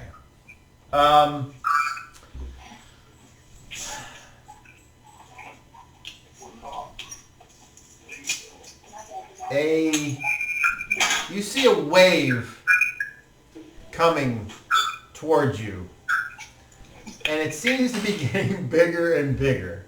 And no. before you can react, because it just came upon you suddenly, this is like a fucking tidal wave. I need you to make me a swimming proficiency check at -4.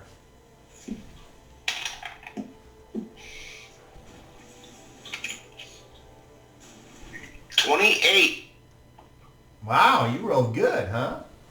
Yeah, I rolled a 14. All right.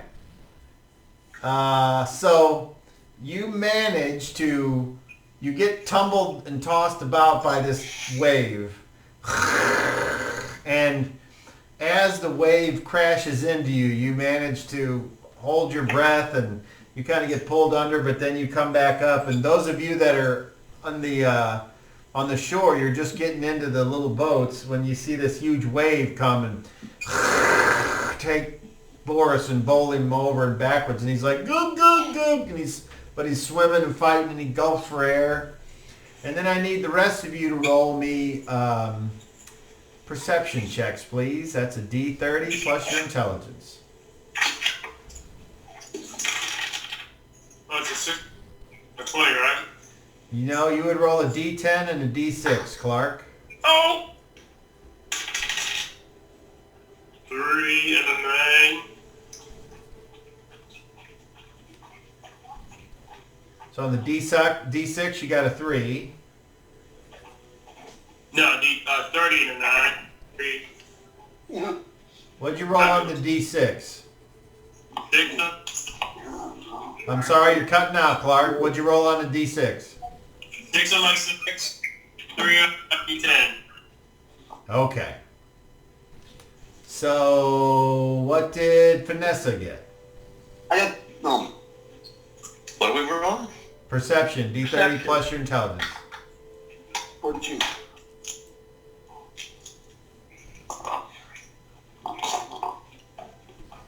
Uh, 29.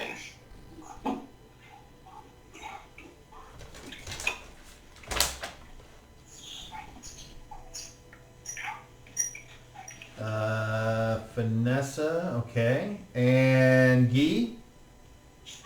32. And Bart? 42. And Shadrach? Oh, no, I thought Shadrach is the 32. I'm sorry. Guy is 21. Okay.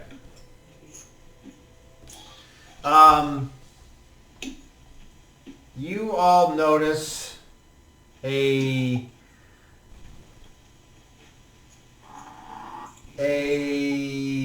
what could only be described as someone even larger than Boris. Very briefly, their face appears in the tidal wave in the water before it changes back to just water and mist and foam. Just that briefest of instant. Pikel and Shadrach and Bart all happened to notice that. Vanessa and Guy, they did not. Apparently they didn't quite have the angle on that. And then you see Boris continuing to swim on after the tidal wave has gone through, and the wave is as quick as it came. It's gone now. It's like for a moment you were fearful that it was going to crash into the beach and destroy all of you, but it's like it's You know, gone. they need to do it downstairs. That's what you got to need to do it downstairs. All right. And then, so everyone is now back on the Acaranian warship.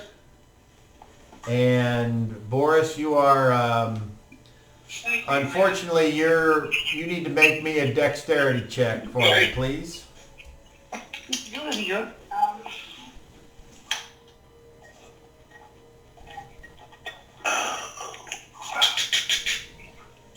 27. All right. You it takes some getting used to, and you're being like extra cautious because with your tremendous size, you're having to maneuver around masts and ropes and things that you normally wouldn't, and obviously you can't fit down below at this moment, so I'll find a deck railing or like a rooftop area where I can sit down and keep myself stable until it wears off. very good. Taking it rather well, Boris. I thought that was fun, but I'm hurt. You're gonna stay like that forever, Boris? What the heck, man? Vanessa will go to Boris to heal him when the time is available. It's up to her when she wants to do that. Okay, if we're on the ship, that's when she's doing it. Once we're all on board. And she will cast Cure Serious Wounds.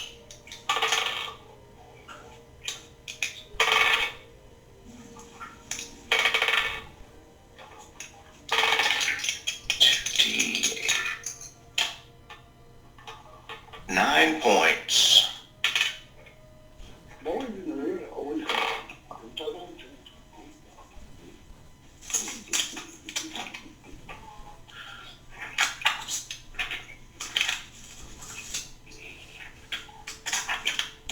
And then she will cast another spell. Praying over his wounds and using her healing kit to doctor up his cut.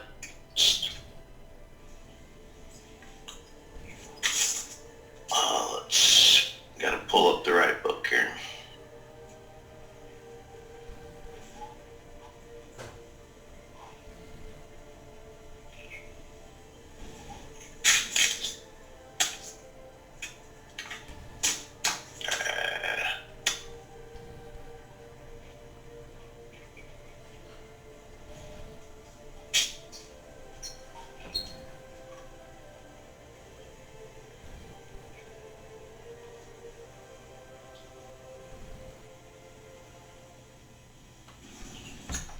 Okay, so while he's looking that up, does anyone else want to do anything I need to be aware of? I'll cast a couple of cure moderates on Boris.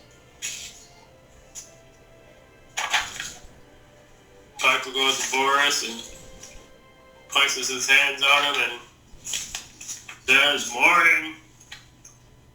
Patch my big friend up and..." Alright, cure moderate is 1d8 plus or 1d6? 1d10 plus 1?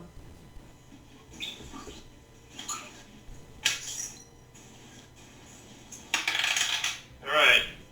9 and 8. Nice. Where is my 17. Let's go.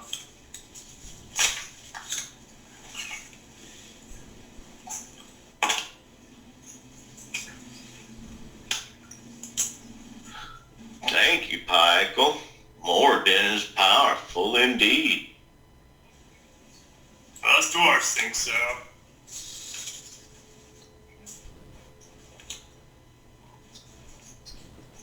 Anything from either of your characters, Jason?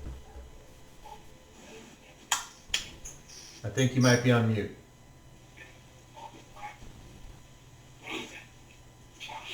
Shad and Dee, if the group is hanging all together, then they'll stay with the group.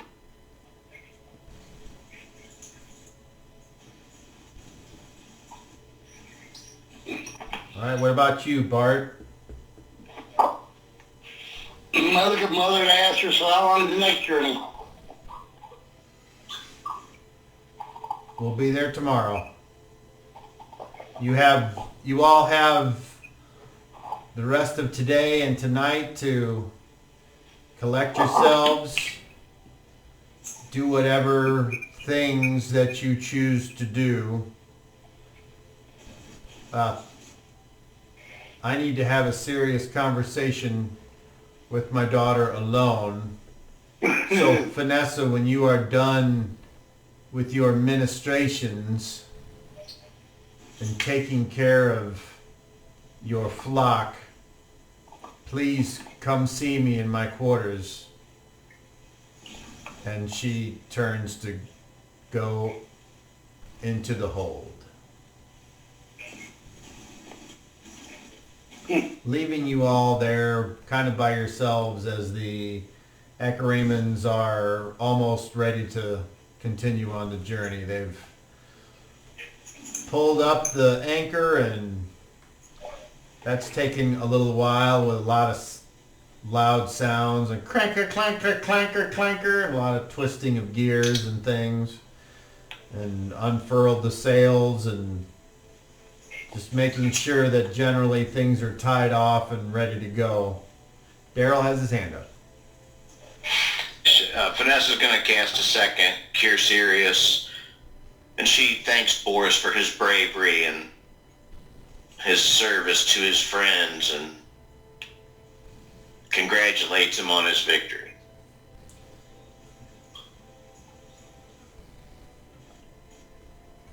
I will find Vanessa that your mother doesn't seem to line up very well to blend, and you're...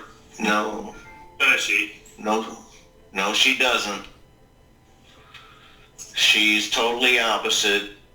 She was enjoying the battle. Chad is just looking at you.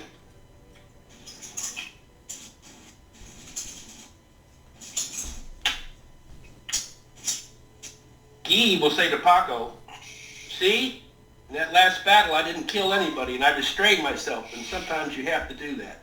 Unfortunately, our friends did all the killing, so they can't blame me for that. That's true. You showed great restraint. I figured we weren't there to kill these people yet. But They attacked me. I know. And it was that hag's fault.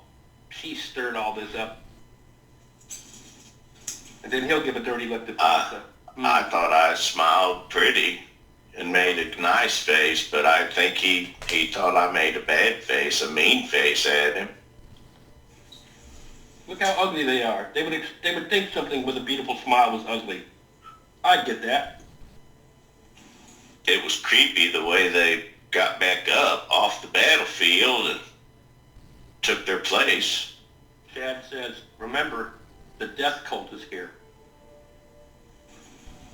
And Vanessa said yes. He gave the blessing of Stallman Clem, who is the evil leader of the death cult. I didn't like his blessing. No. But the prince has it, not me. Is anyone else injured? Guy, are you okay? I'm fine. Paco, Oh, I'm fine. were you hurt? No. He says, I don't think Paco's beginning to see what it's really like now. He thought we had it wild before. This is the real thing. Paco just was like, yeah, I know.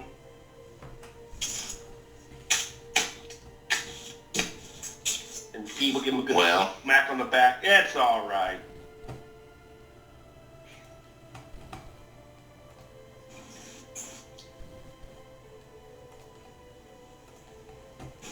Okay.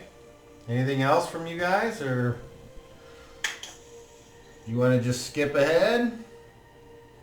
The only thing else Shad is going to do is pray and get his couple spells back. So, this won't take long. Well, that would be after. Nice. Yeah, that's the thing. That's the only other thing I have to do with Shad. So.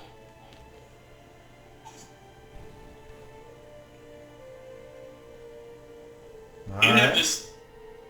Do we have new sheets, by the way, or is that later? Yeah, we had to get through this first. Okay. Just check. I didn't know if I just had looked at my email. Alright, so time passes. Vanessa will eventually go below and see what Mother wants to talk about. Alright. Knock on the door and you hear, "Come in, child."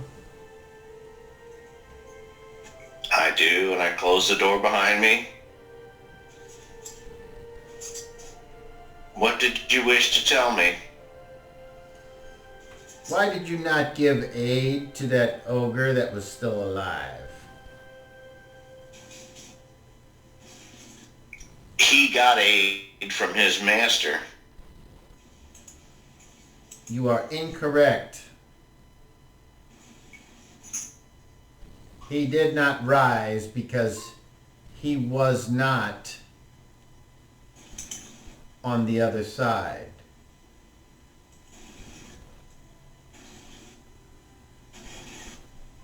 Well, then that's an oversight on my part. I thought they were all dead.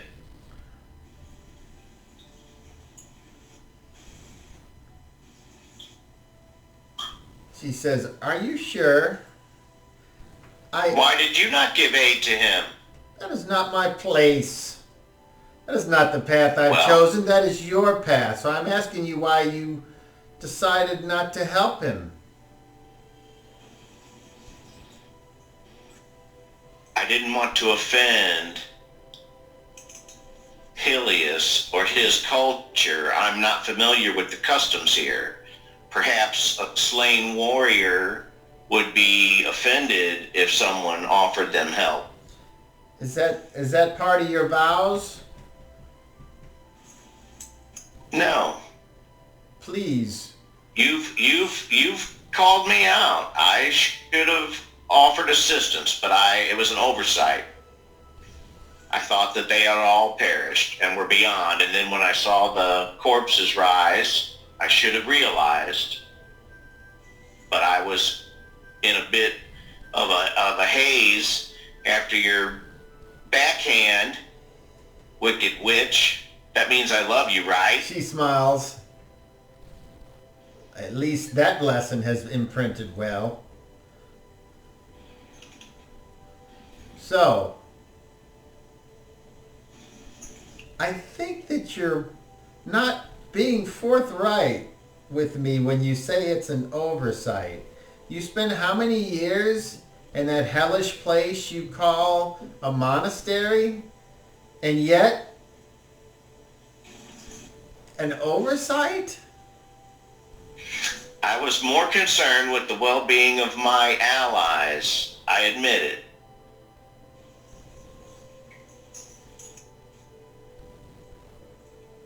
What will you do, even though I don't think you should? I think the choice that you made was correct. But what will you do for penance? We shall see what the heavenly cob deems me worthy of. This is the most interested I have been in you since we have been reunited. This moment right now, when seeing your utter despair at your lack of faith and loss of devotion once faced with your own kind.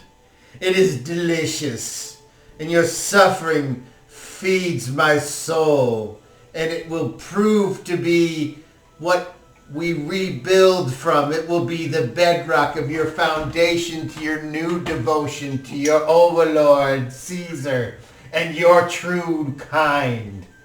Do not shy away from it. Embrace the hate. Let it flow through you. I can't. You will! And when you do, you will take your rightful place as his consort. And not only will you be at court, but you will have his ear. And if you're lucky, many, many children. But that is for another time, my dear. That is not what I want. What you want is immaterial. What you wanted... I came here... You wanted to represent your monastery in the damn helix and your first chance, and you forgot!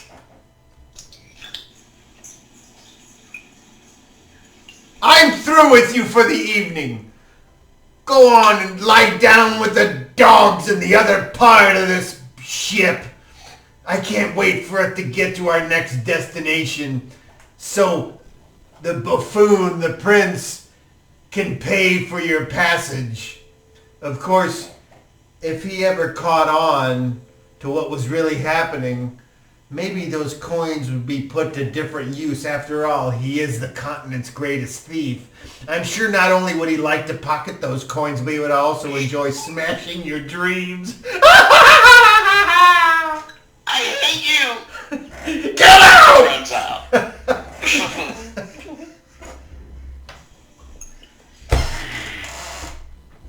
And scene.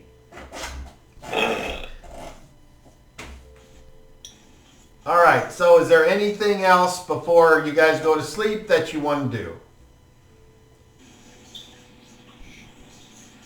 Hearing nothing? Where does Vanessa run to? Above deck, Okay. out near the railing, sobbing. By now, Boris has gone back to normal size. I'm getting hungry. Hope you didn't have to take a shit while you were that big. Who says that? Said, you know how to fix a belt? My buckle broke on this thing. Okay. I hung it over the edge, buddy.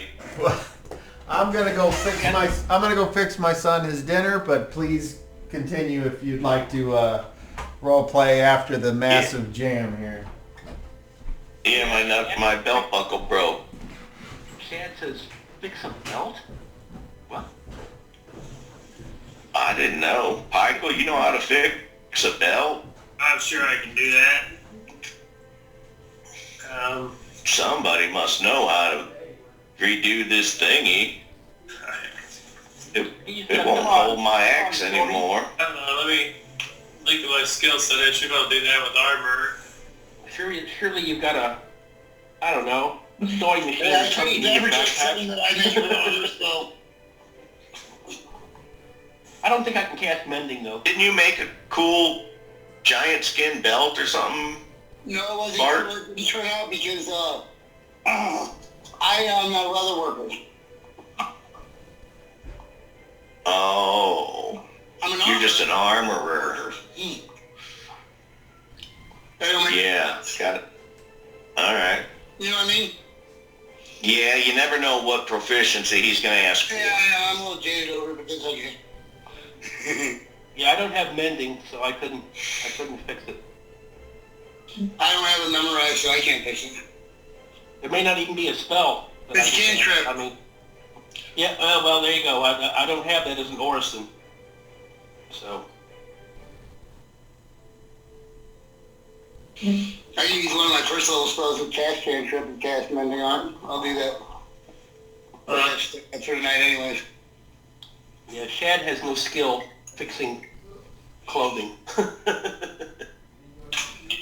mean, if there's a clear break somewhere, it should be easy enough to mend back the way it was.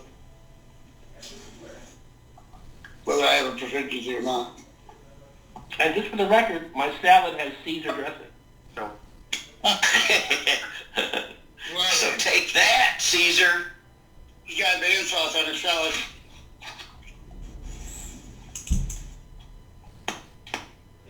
Next encounter, let's try to keep it calm this time. Why? We did alright. I don't think it's gonna get any easier each. I think we were lucky that this was a death cult, and that was acceptable. Chad says, I don't think the death cult's going to be very merciful towards us.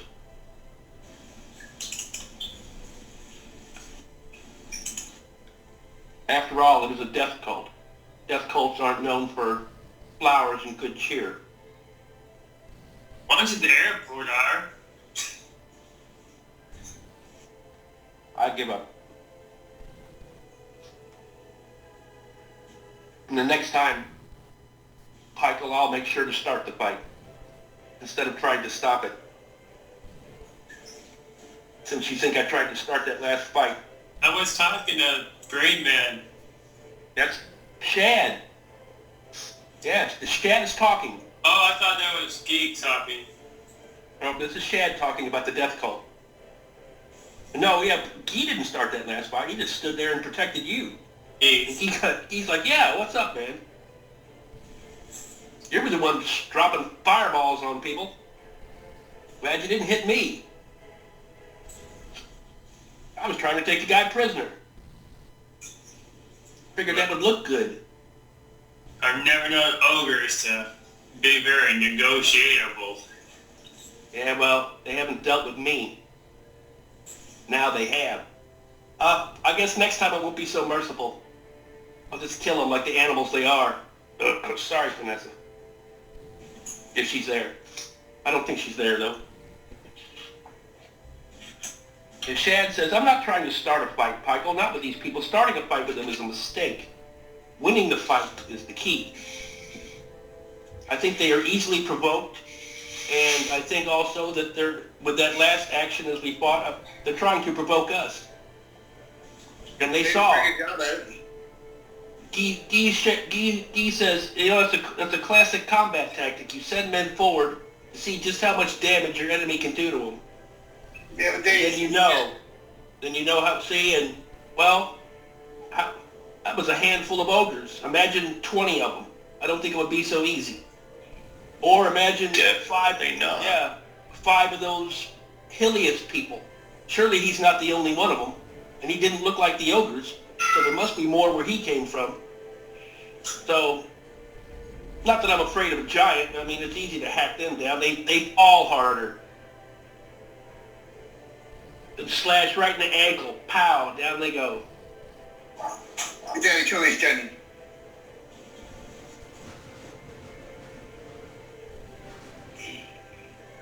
And you, Shorty, they must have a real hard time hitting somebody like you.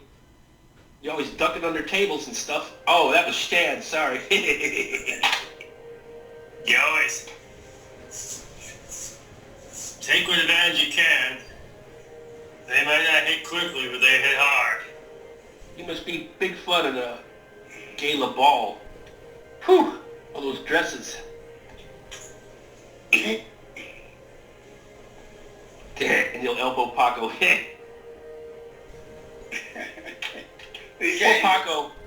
Poor Paco always looks like he's lost. He does what he has to do, but poor Paco, yeah, he's just like, what have I got myself into? I love that look on the drawing you made, the group drawing. That's the look. That's perfect. Michael said, I understand I was just as greedy on the board when I joined Prince B a long time ago. Gable said, that dragon was impressive. Is that thing alive? Unfortunately, no. Unfortunately, that looked pretty fortunate what it did. At least for you. He ripped him open. Did we see it use a breath weapon, or did it just do the claw? Yeah, I used the breath weapon. And it was it acid or what? Yeah. Ooh! He says, aren't dragons evil? Some of them. What about that one? That one's lawful evil. What? That one is lawful evil. If it was really Lawful? Yeah, That lawful. thing has laws? Yeah. What? There's a coat of honor. Get out of here. You're telling me those things have judges and courts? Not so much as that, but they do have their own laws and their own ways. You talk some strange stuff. long ears. My lord. He was a good ally. Richard is the one that they think I killed. Oh, well, they I think you upgraded killed him, huh? a piece of the spirit through my armor that I paid for the scale. Well, that's impressive. I'd imagine that dragon scale armor to be pretty powerful stuff. Sorry. He elbows pocket, it's all right.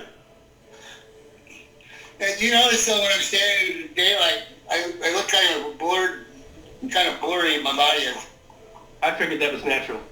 Yeah, no, that's the armor. I need my glasses fixed. God damn it, whenever I'm around you, I can't. I can't focus. Dang it, you give me a headache. Michael's gonna ask Bart what spells he has to. What spells do you have to divine information? I don't know. I don't divine information. I'm not a dude. It's usually divining, I think. Chad says if I have a pool of water, I can do some pretty Scry? intense, yeah, I can scry fairly well. Yeah. It takes me a while to cast it, but it works pretty potently. I'm thinking on what more information we can pull about Vargas. And finding out more about the agreement, the Dragon War. Who's Vargas? He was trying to deliver. Oh. The one that crumbled in the cornfield. Yeah. Good memory, Shorty.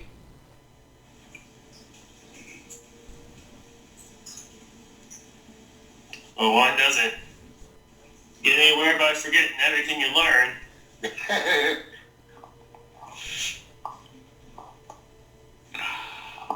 I think he renamed whoever it was later on. He told me Mark. Yeah, he forgot and named it like Clopas McClopas or something. I wrote Vargas down though. Because it's just paper. So he was the king. He was the previous king of the dwarves. Previous king of the giants at the time. Yeah, giants, yeah. At the time of the Dragon Wars. Do you think the fact that I was kind of possessed by him would give me an advantage of speaking with the dead? If he I was, can speak with the dead. because I can't speak to anything that old, but since he was actually, Ah, that's right, the age difference. Yeah.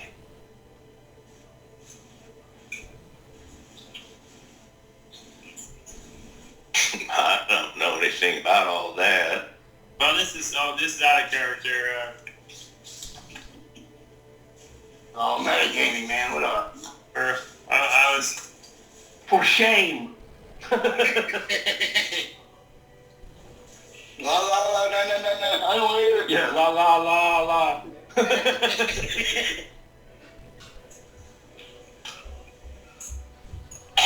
Michael, what are you speaking in tongues?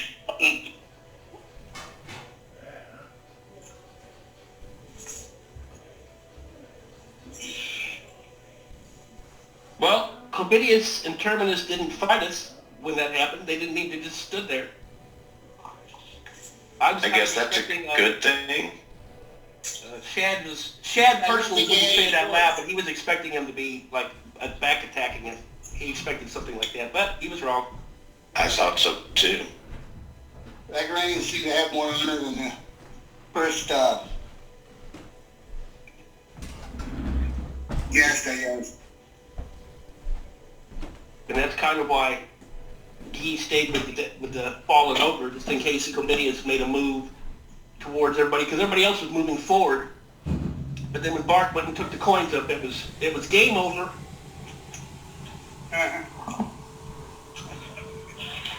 Well, we probably all could have rushed to Helios and kicked his ass.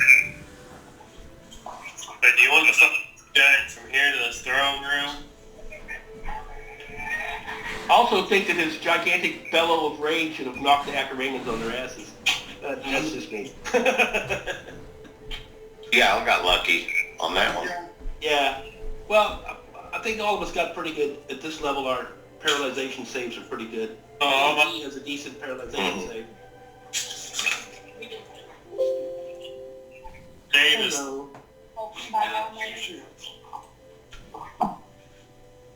Well, goddamn, Cobb. I'm here. Hold on. I know. I'm kidding.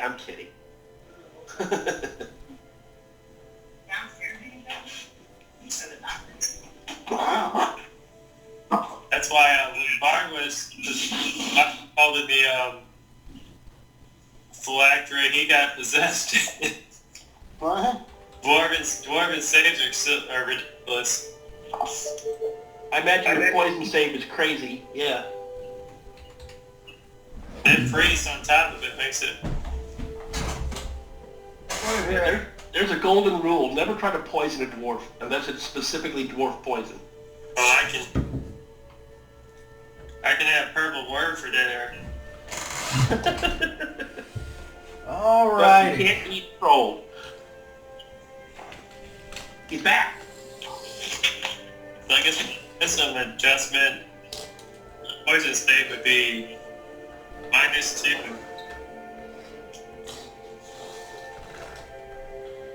Okay, so you all have had some let me turn that down. You all have had your conversations on the ship, and you've all gotten a little bit to eat, and is there any other things that anyone would like to do before turning in for the evening? Daryl's got his hand up. Go for it. Vanessa will go to the room that Bart and Pikel are staying in, Okay. and she wants to speak with Bart. Can I speak with you, Prince? What? Can I speak with you for a bit? Yeah. It's Vanessa. Okay. What can I do for you?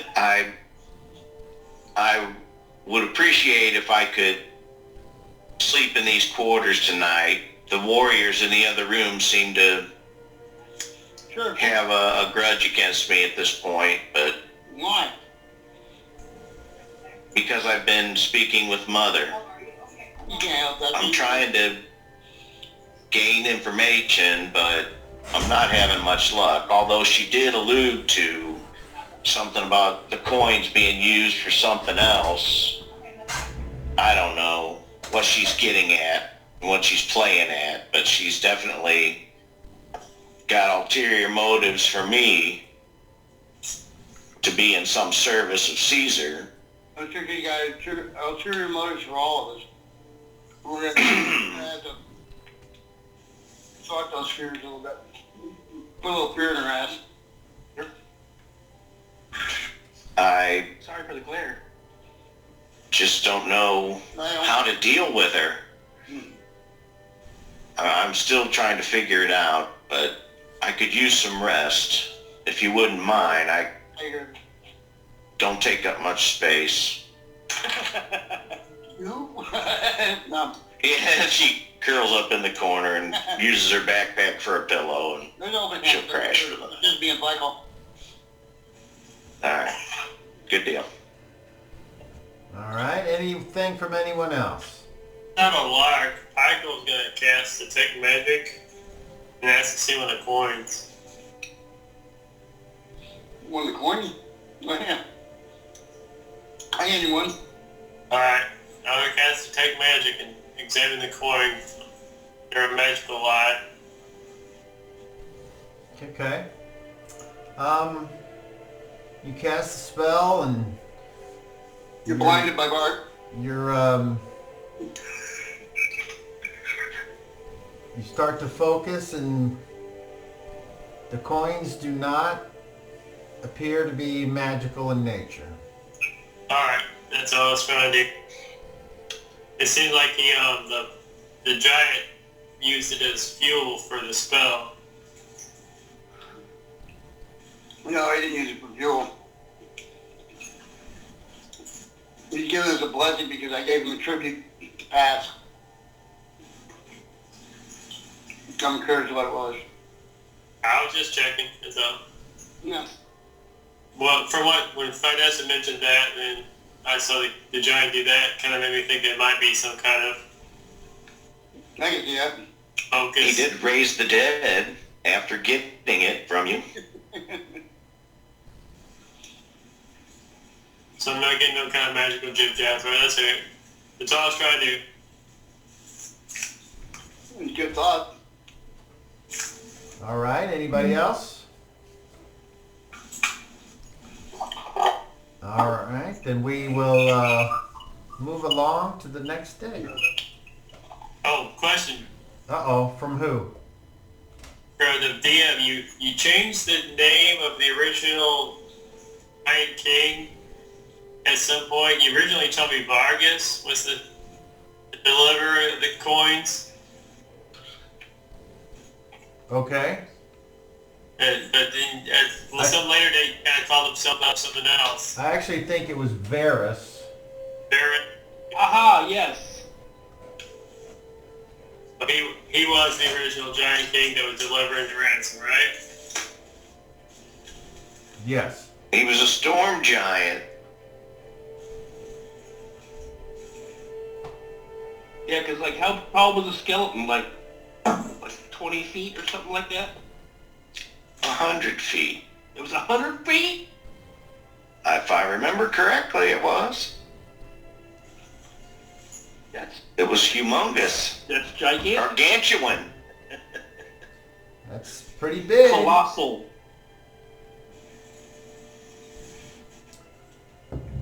As far as game terms go, I will give you some meta knowledge.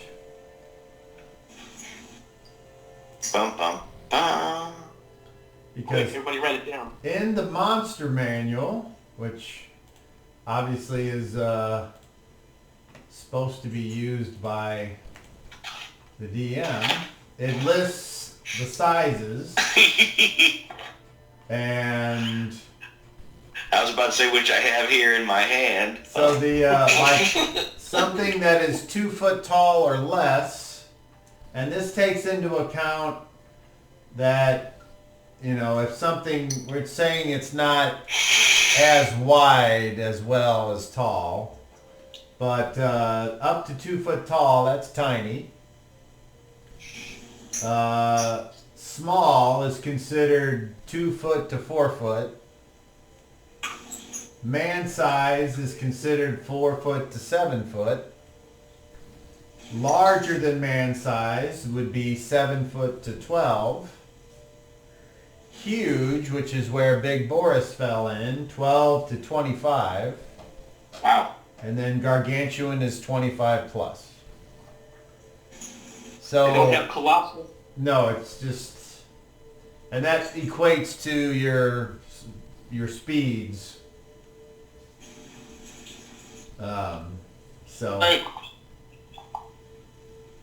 all right. So the next day comes, and the ship Chad goes up on. Oh, sorry. before any of you can gather your bearings, the ship is creaking and rocking back and forth as if the seas are not calm.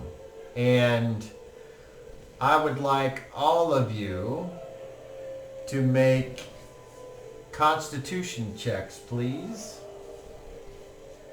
And I will ask for numbers. So we'll just go with the way my list is here. So we'll start with Pikel. Roll plus Yukon. Correct? Alright. 26. Finessa. 16. Oh no. Gee. 29. Bart. Is it D20? D20 plus your constitution. What's my constitution? I'm on my sheet in front of me. What the fuck? Where are you? I'm down in the basement. I didn't bring my sheet down with me. Fucking fucker. You're supposed to be a prince, not a pauper. I do. I got 12 Alright. plus my constitution. Makes it 12, so 24.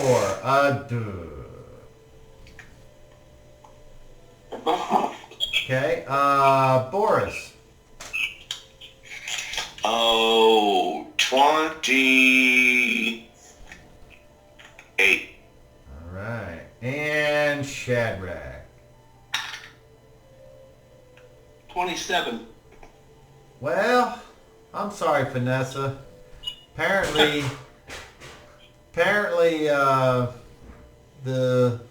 motions of the ocean does not agree with the half ogre, and you wake up and you are considered sick. And what that means is that for the time being, until you are not sick, everything that you do is made with a -1.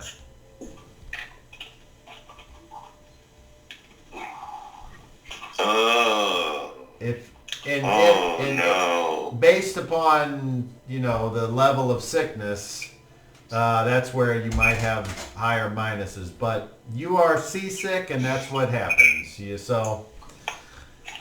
So now the day is yours, everyone, to do with whatever it is that you would like. So, assuming that everyone does their morning jam, it takes the prince a while to memorize. And Bart, do you change? No, you those Tuesday spells out. That you sent me? Huh? That you sent me? Yeah. Okay, very good. Wait a minute. The shrink also put another magic this one. Okay, that's good to know. And then the other spellcasters, if they want to regain their spells, they will need to do their ritual. And then lastly we have Vanessa, who is sick. So therefore, I would like her to make a straight wisdom check. But it would be anything but a 1. 13. Oh, you didn't roll a 1. No, thank goodness. All right, so Vanessa powers through as she's praying. She's keeping it down, and she gets the job done. Jason has his hand up. Shad wants to do a weather check. Okay, so Shad goes up on the deck.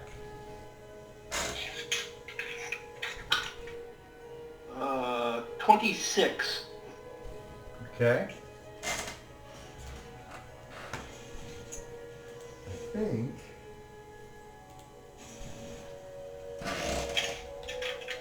Weather check. Roll me 2d6, please. I've checked, and it's weather. Oh, 4 total. Oh, it's pretty nice. There's a light breeze blowing from Yeah, choke on that. Yeah, blowing out of the east, and there's a few fluffy clouds overhead, and it's gonna be It was pitching earlier. It's gonna be a very nice day. But when we got up, it was roly poly. Yeah. But and so basically it just cleared off after after sunrise. Okay. Apparently. Yeah. Shad will stay on deck. Guy and Paco will do calisthenics on deck. That's about it. All right. So, Pikel, as you're praying, saying your prayers, or doing whatever routine that you do to touch base with that power, that god, that pantheon, what have you, that gives you your powers.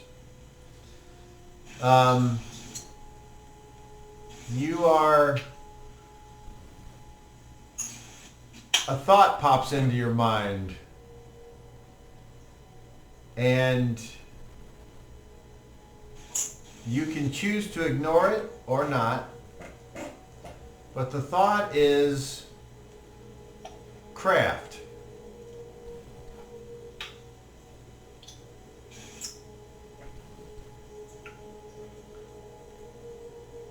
Vanessa. That's craft. Craft.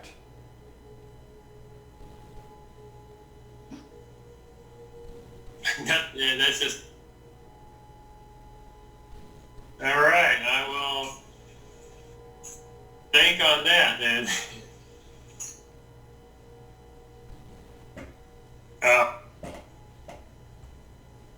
Can I roll to see if I can think on that for what that might be? That is Wisdom. That is for you to do with as you see fit, and what you choose to do with that information is up to you. But no, there would be no, what does that mean roll. This is for you to interpret for your character. I think he has an idea. So if you want to do something that pertains to that, obviously you would get my attention and we would role play whatever that is. He was gonna fix the belt anyway, so guess that's what I'll do for now. Are you when you say fix? Are you doing this magically or with some kind of skill? Tools with skill, yeah. Okay, and you have the proper tools to do what you're attempting? Probably done easily enough, but I don't know exactly what's wrong with the belt, Yeah, a little bit. but it's the one that broke I'll be back when I get back. later. And when Boris was fighting and his belt broke, later when you were getting Isaiah's dinner, I was asking anybody, you know how to fix a bell? Okay. if we have a workshop, I'm sure I could use. Is that something you want to go look for? Sure, I'll look to see if the ship has a workshop. All right.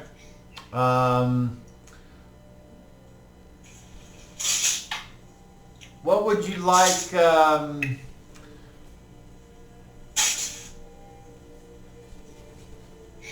What would you like to use? Your intelligence or your charisma to try to find a workshop amongst the Acaramans? Intelligence. Okay. I would assume it would So lower deck.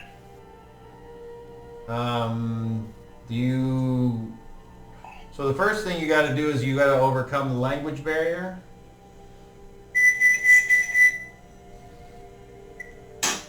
Somebody's cooking something in the microwave. That's my daughter. What? Alright. I will try to pantomime something, I suppose, with my... All right, roll me a d20. 4? Okay. Okay, so you are a You are someone that the crew knows, but you do not speak Akaraman. And as you start to pantomime workshop, no one apparently understands what you're trying to get across.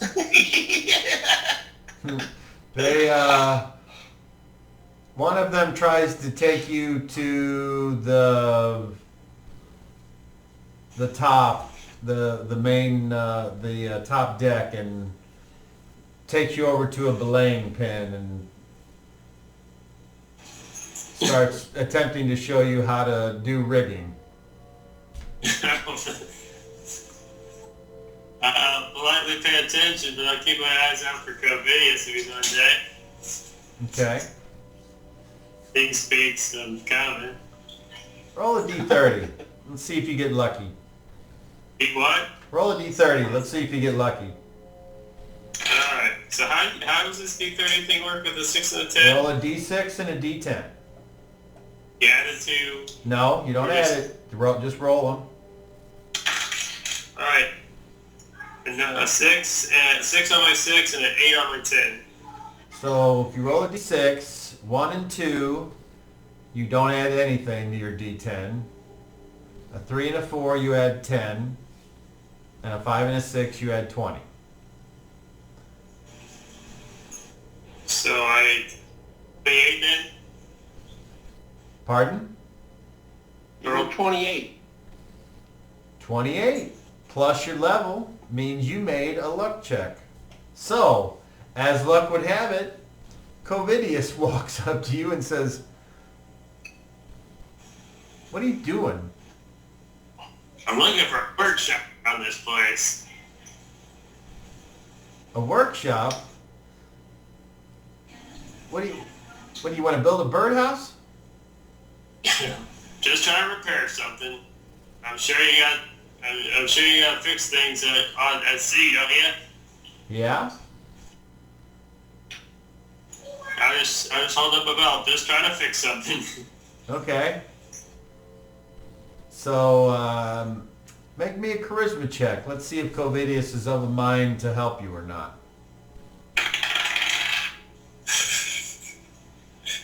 8. 8 plus your No, charisma? Hello. It's 13 though. Total? Yeah. Oh, you must have rolled terribly. Okay, so with a 13, he looks at you and goes, "Yeah, good luck with that." And he walks away. All right, so your attempt at finding the workshop, if there is one, is unsuccessful. Okay, we move over to Vanessa. Vanessa, while you're powering through this seasick prayer time, first of all, you get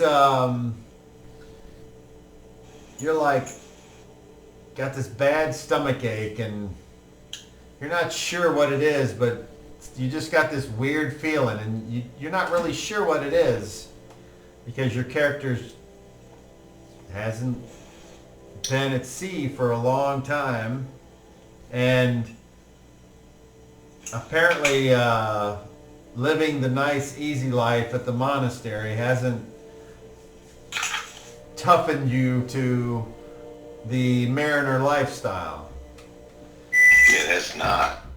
And as you're praying, a vision of that ogre laying on the ground, breathing but unconscious, is very hard to push out of your mind. It's like when you get a song stuck in your head and you just keep thinking about it, and the sickness is there. And Forgive my lapses in judgment, O heavenly blend. Help me to make better decisions in the future and deal with the chaos that surrounds my life at this time. The thought of Abbot Wakanda before he was murdered,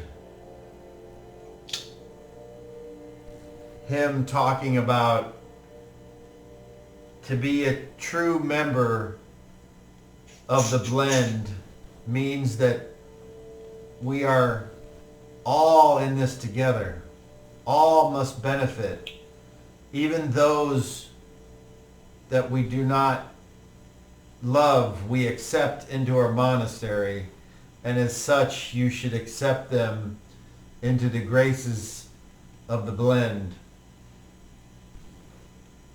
And at that moment, you throw up, and you instantly feel better. You instantly feel better, and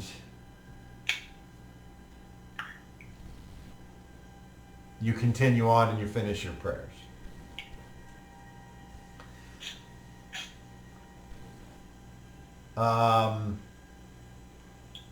Everyone is, hears not a commotion, but enough of a distracting noise to where you investigate and you realize that you are quickly approaching another island.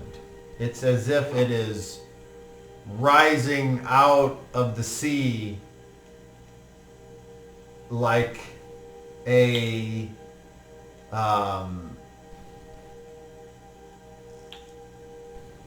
it's like it's got a flatness to it, but right out of the middle of it is this huge spire rising into the air 40, 50 feet. And you can see these large black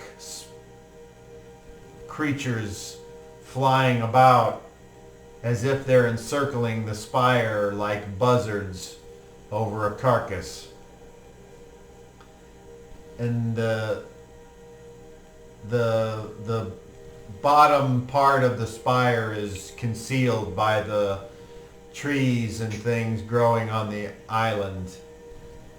And before you reach and disembark the ship, whether by small boat or some other fashion, is there anything that you all would like to do before that happens? You would do that now. So anything from any Shadrach or Guy things? Guy will get his armor and his weapons together and suit up, and Shad will stay at the bow of the ship just watching. Is there any smoke coming out of this mountain? No, there's not even a mountain. Oh, you said a spire. Okay, the spire. Okay, I get it. So when I think of spire, I think of tall tower. Yeah, a big pointy thing. Yeah, okay. Okay. What about you, Pikel? Anything before you think you'll be disembarking? I want to suit it up in the morning, so I guess I'll be just gathering my things and gearing up ship. All right. And what about Vanessa or Boris? Anything from them? Nothing out of the ordinary. Just get all my gear together. All right. Very good. So that's what you do. And then once again, the ship drops anchor and they raise the sails so as not to drift away. And then the smaller boats are lowered and you climb down the rope ladders and disembark and head off towards the next island. Faimez says,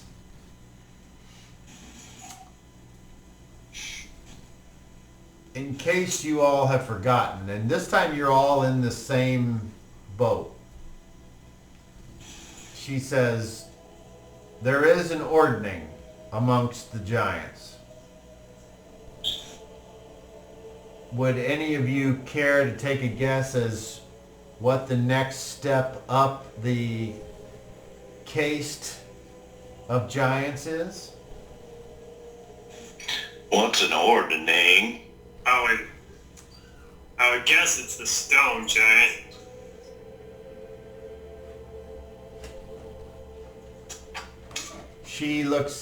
Faimez looks at Pykel and then looks over at Boris, and she says, if I explained it to you, would you remember, or would you just promptly forget? I don't want to have to say it more than once. What was the question? She goes, and then looks at Vanessa and says, Why would you this is what you're fighting for? No, I'm fighting for freedom. Oh, really? Tell me, daughter. And this is on the way over. That's like the water's lapping at the boat, and the Acharamans that are manning the oars are just going about. So that's your kind of background noise. She says, what do you know of freedom? Have you ever been alone? Yes. When was that?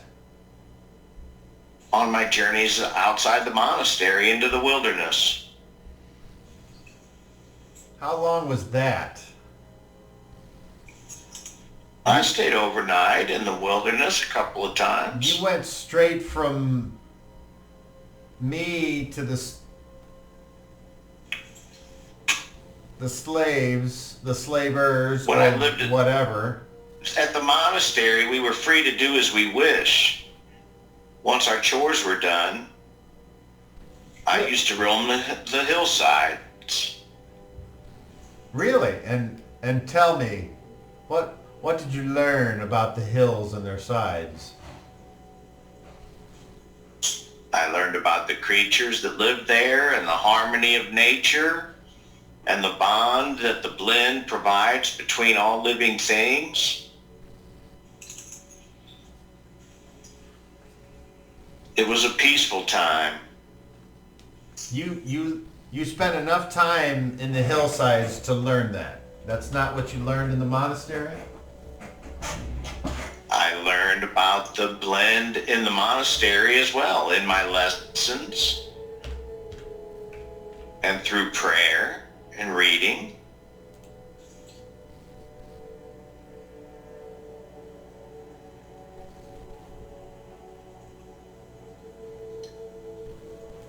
Through artistry.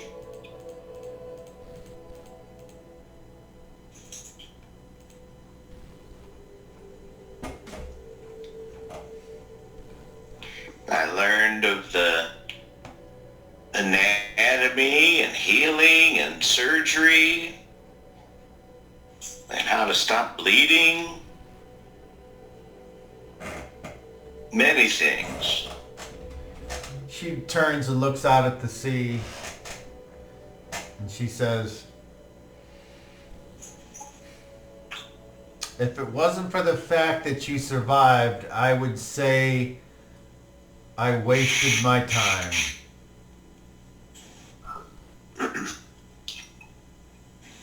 And then If you expect me to fill your shoes, then you have wasted your time. No, my shoes and your shoes will never be in the same closet, daughter. That's an interesting analogy. My shoes are determined and justifiable, where yours are attached to lesser things and things that don't really matter. But you are tough, so there is hope for you yet.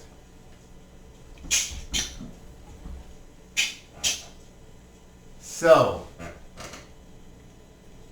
this is the home of Infante.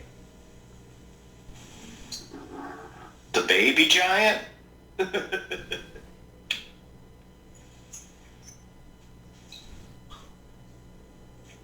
The mountain giant.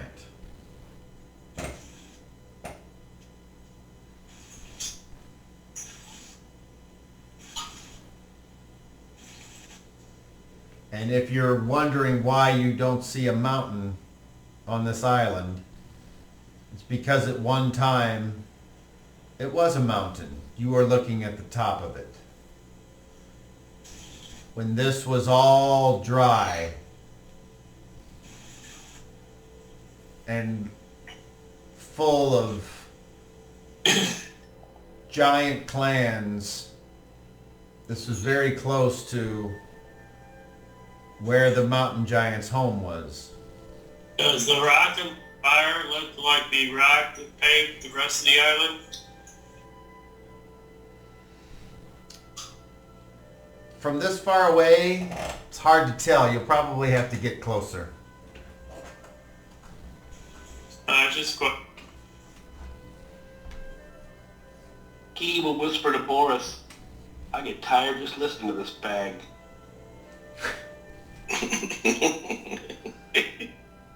No.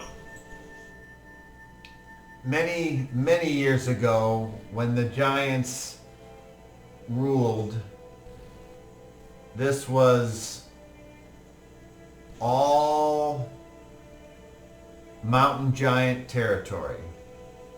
And we, the ogres, were well respected by the mountain giants because of our strength and our durability. And they appreciated that. And though we are not their equals and never will be, we were seen as valuable. Sort of like the way the humans view the dwarves. There is an innate disdain amongst the humans for the dwarves, but yet who do they run to when they need something done correctly and that will last? And she looks at Peichel. In that we have a very, very slender thread of commonality. But don't get your hopes up that that thread is worth anything other than something you could pull to tear the entire thing apart. And Infante still holds to those traditions. And he will be expecting a coin. As long as you pay your respects and show some amount of appreciation for the spire, I think everything will be fine. And then she looks over at Boris.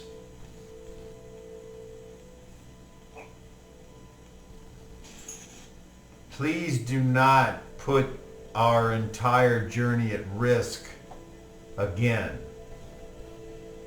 He was looking at me funny. Is that all it takes to someone to look at you funny? He threatened me. I didn't threaten him. Who made the first move? And then she looks at Shadrach. The ogre. No, you are a buffoon. Don't add into your debasement with lies. He stepped forward and gave me a look. He's like, hey, you calling my friend a liar? Are your ears full of dung? Listening to you, they are.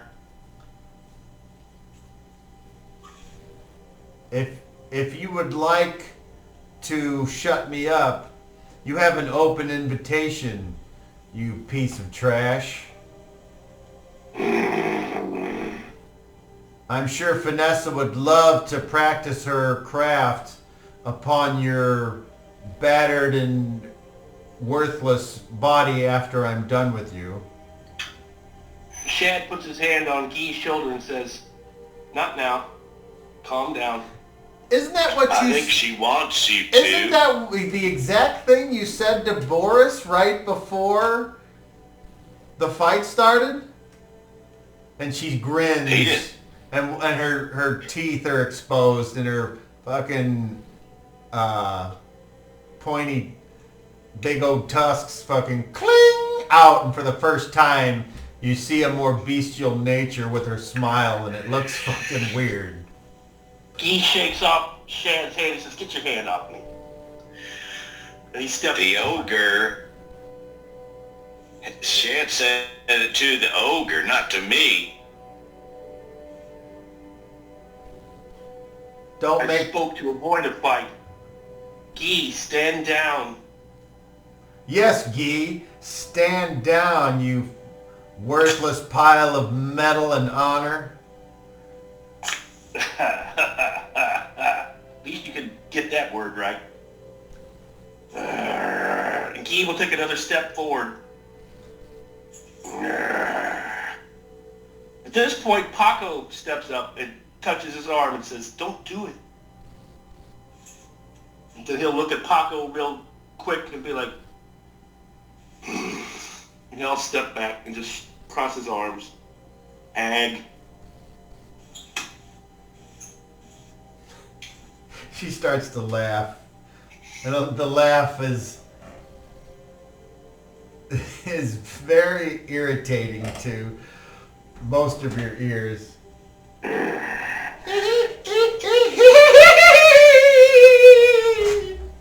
It's like a fucking Disney fucking 1970s sound effects record laugh. Gil turned to Forrest and said, "She called you a liar." She's a deaf woman. She's going to be a dead woman. He's whispering this to Boris. She might hear it, I don't know. You call that a woman?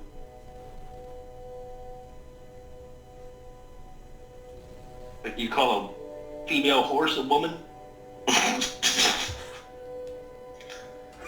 What, I can't help but picture Danny DeVito as the Lorax. That's a woman? What is Vanessa doing while the little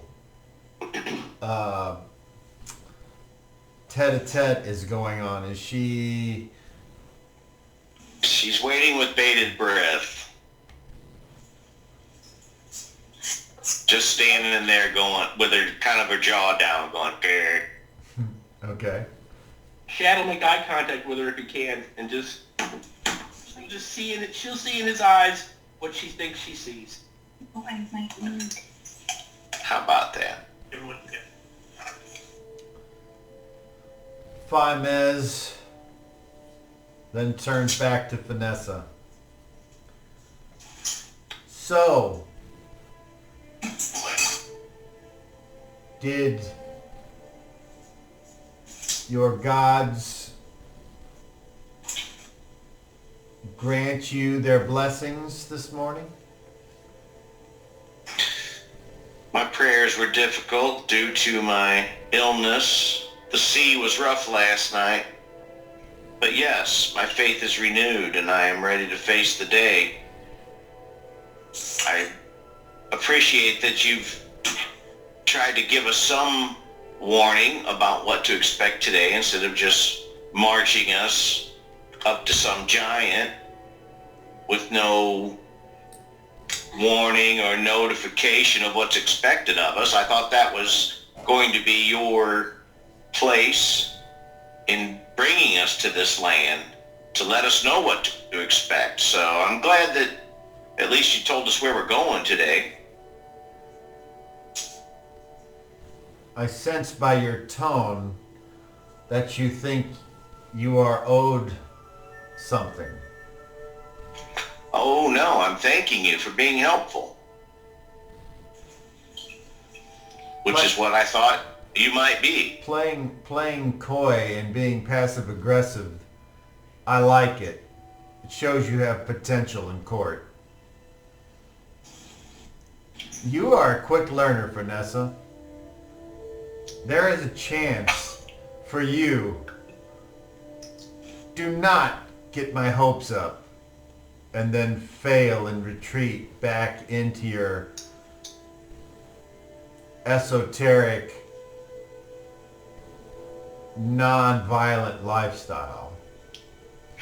Oh, please. As a matter of fact, I don't even see a weapon on you. I can use my stick effectively, and I hold the staff forward. Effectively, for what? Shooing away barn cats and hobos? We both know you accept both in your home equally. And then she looks over at Pikel. Oh. You call me a barn cat? Actually, yes, I am.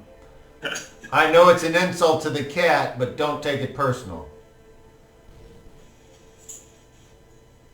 He says to Pikel, see, we need to dump this bitch overboard.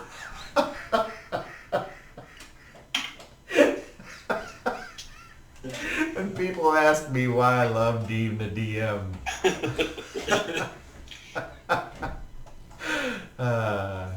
You're gonna give him a poke him in the shoulder. You don't take that? Well, in good humor will twist out his beard and whiskers.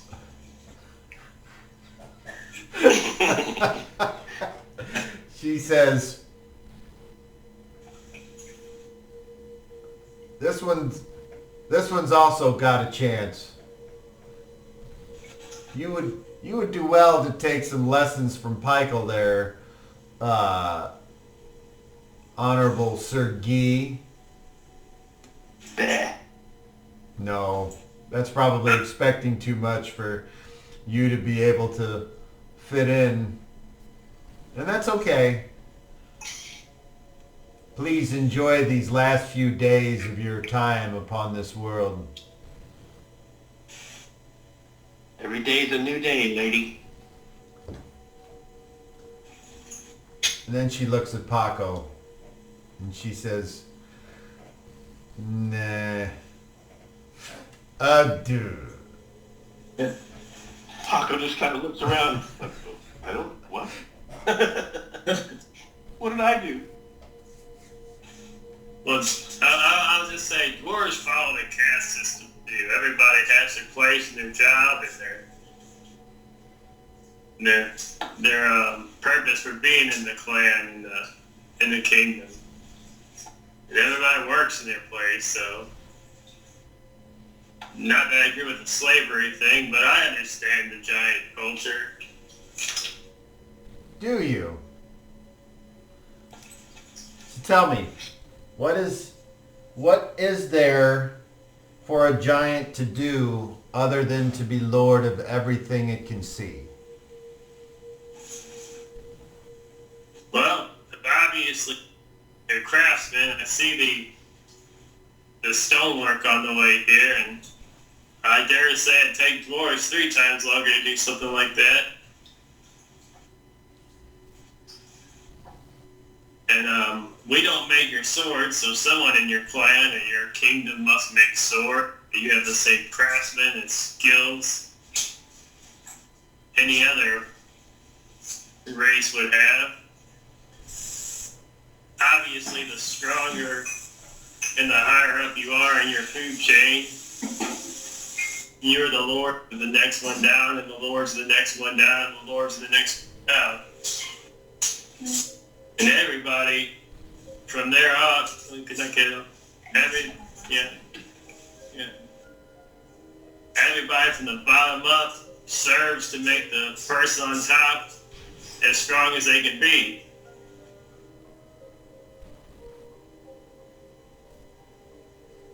That's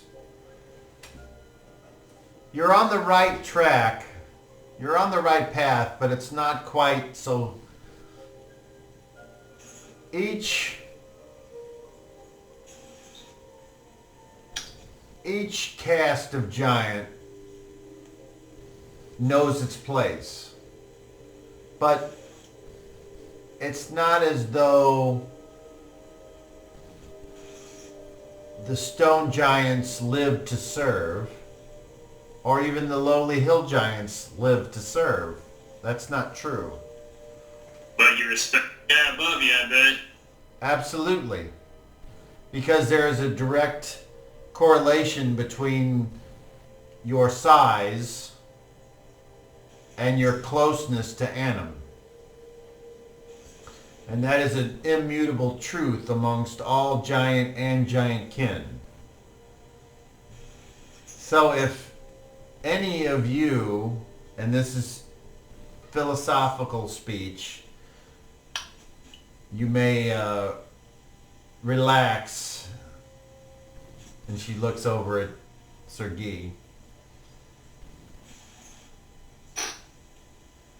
If it is the immutable fact that we all are tied to Anim, our creator, and it is in our nature to be at the top of whatever landscape we are given by his divine choice. We don't seek to conquer our own kind, and we don't seek to subjugate our own kind. But amongst every other species that I am aware of, at some point in their history, there have been wars fought amongst themselves over land, over hurt feelings, over wealth. We giants, or we that are of their blood, do not fight for these reasons. We fight because we are made in the image of Anim. Anim is the one above all. There is nowhere else for us to go.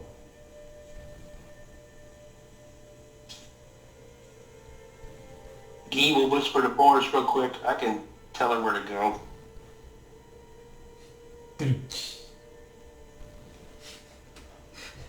What caused such a big flood? That I'm not exactly sure. Let me think on that.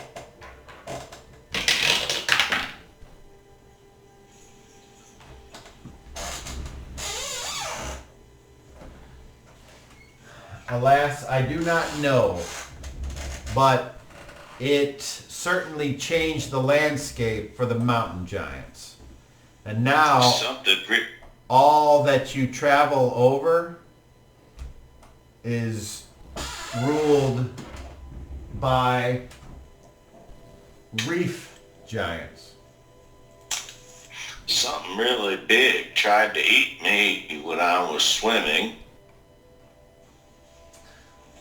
It created that wave. These waters are controlled and protected by reef giants.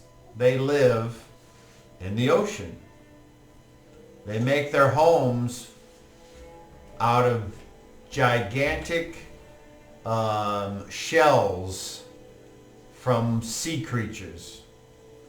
And they have their own culture, and they have their own values, just like any other caste of giants does. They are... But they're the furthest from Anim. I think you misunderstand Boris of the Dolt Brain. Hey. The closest to Anim goes by actual size, not by distance. Oh, he's not real anyway. I would like Boris to make a charisma check at disadvantage. Ooh. 16. She smiles once again, that weird, toothy, tusk smile, and she says, I hate to break it to you, jester of the boat, but he's more real than whatever it is that you pray to. And if you don't pray, that's fine. It doesn't matter. Your gods don't really care about you anyway.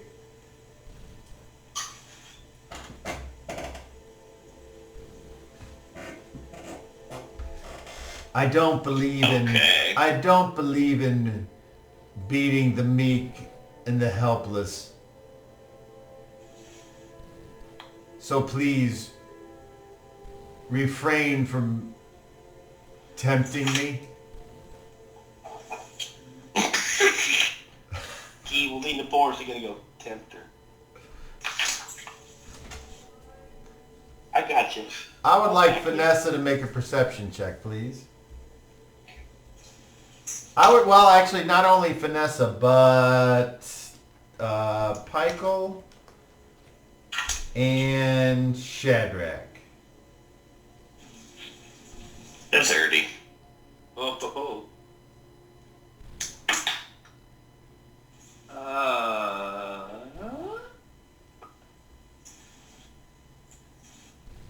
What'd you get, Shadrach? 33. Oh, success. Plus level, right? Plus your intelligence. Oh, okay. 28. Total? Yeah. All right, so Shadrach, you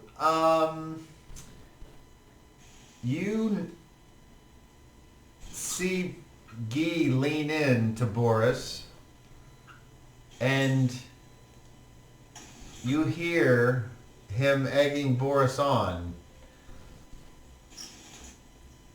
What you choose to do with that information is up to you. I will just quietly step up and put one hand on each of one hand on Boris' shoulder, one hand on Shad's or Guy's shoulder, and say, "Not now." Quietly. Guy will kind of look kind of sheepish.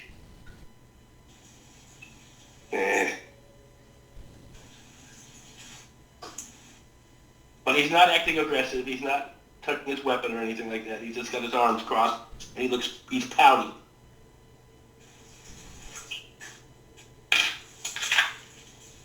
Keeps insulting us. Mez turns back to her daughter and says, so, have you given any thought to how you're going to appease Caesar? Well, the prince is bringing the coin and he's making the deal. No. I mean... Then why were we waiting on him at the Hill Giant? No. I mean appease Caesar, as in make sure you remain in good standing in court. I have no idea what he values, so how could I have a plan to appease him? Okay, so when you get there, what should be your first task? To assess what he values? That is one way of putting it. Yes, I would have said find out what he likes, but yes. Caesar. So then your next question should be, And I want you to start using your brain, Vanessa. Quit depending so much on this faith that you put so much faith in, and use your brain. Who do you know that might have a clue what Caesar values? Only you, and you haven't given us much insight. I want you to start thinking about finding answers on your own. It's not what can I just offer you? It's you need to ask or take these things that you want. This is important. Always just asking for things, you won't, or waiting for things, you will never get what you want if you are waiting for things to come to you. You must aggressively seek out these things. So, ask me if I know what Caesar values. Okay. Do you know what Caesar values? Yes. Yes, I do. And what is that? First of all, he's like any male of any species. He likes to enjoy the company of the opposite sex. Well, then I shall offer him you. What? I think he's ready for something new. Well. But he also has a fondness for jewelry. Well. And that's good. Do you see how being aggressive can get you things? Not yet. She goes, this child. And then she looks over at Michael. Am I right? Ah! You tell him. Yeah. Scared the dog. Whoever that is. You go tell Spot. Fucking right.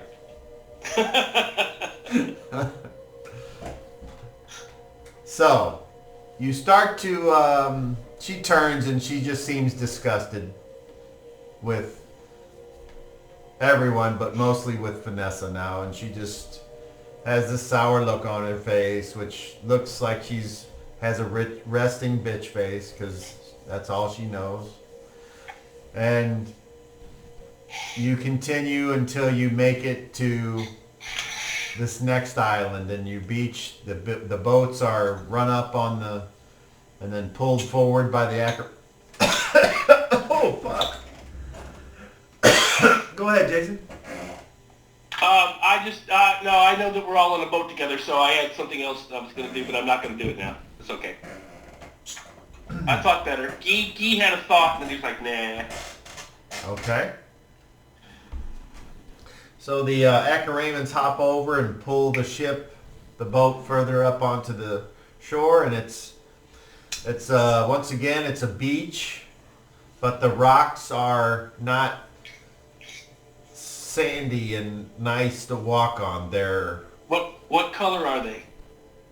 like a grayish, and they're more like what do they call that? 1/4-inch rock that you put down on a driveway or something. About like that. Kind of that size. Yeah. So you could imagine if you were walking on it barefoot, it would probably tear your feet up. And horses would be terrible on it, I'm sure. Yeah. So at this point, you are met by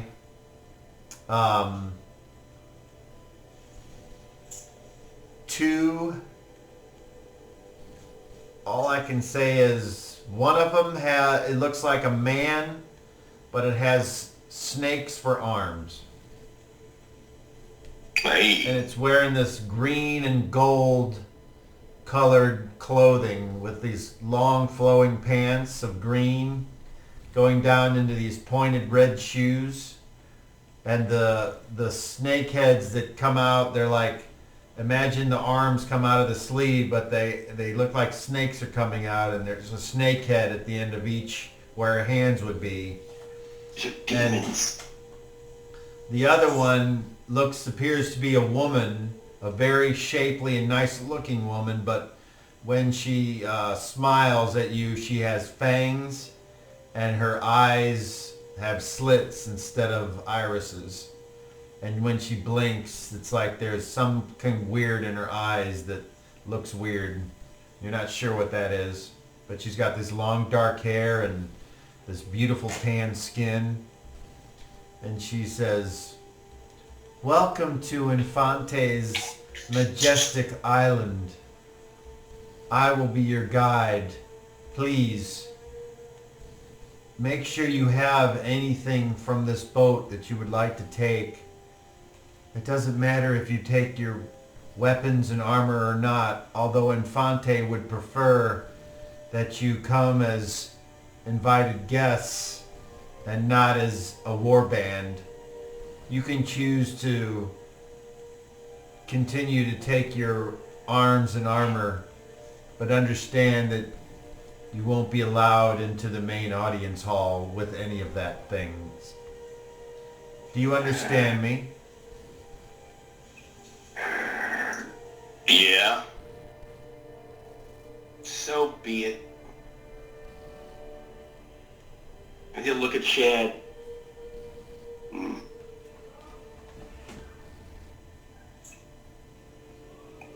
I'll just wait outside the audience hall. Oh, come on, Boris. Let's all go. Let's show them what we are. They want to see us, let's show them. Yeah, I'm going. They don't hide out. No, come on. I'll put my sword down if you will. What we're here for. What's what the lady said, and he'll smile. The man with the snake arms, he says, We were told what happened with Helios. You'll understand if we don't want the same scene. So, if you're not willing to trust that nothing will happen to you as long as you pay tribute, you might as well turn around and go back to the ship. I think I'll leave it behind. My band. Well, I guess my band sees this crossbow. You notice that the female looks at the male with kind of a puzzled look, but says nothing. He will leave his sword on the boat. And his shield. Though he'd like to take his shield because it has his heraldic mark on it. So. Faimez says,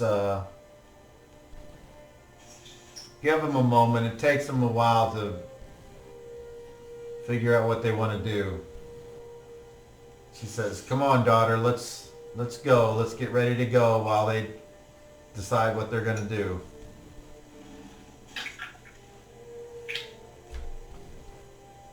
We're all going. All right. Yeah, Shad has no weapon. Yeah. All right. So as you start to walk up the path, once again, it's that same beautifully intricate yet random appearing rocks, polished and put together with nary a space in between them.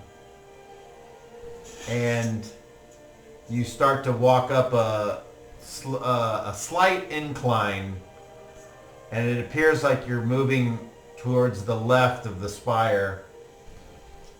But after a while, you can see that the incline starts to become a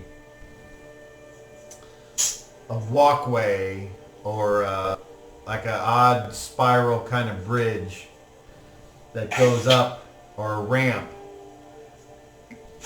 And as you look off to the left, and the right, you can see that you're starting to rise to the level of the trees.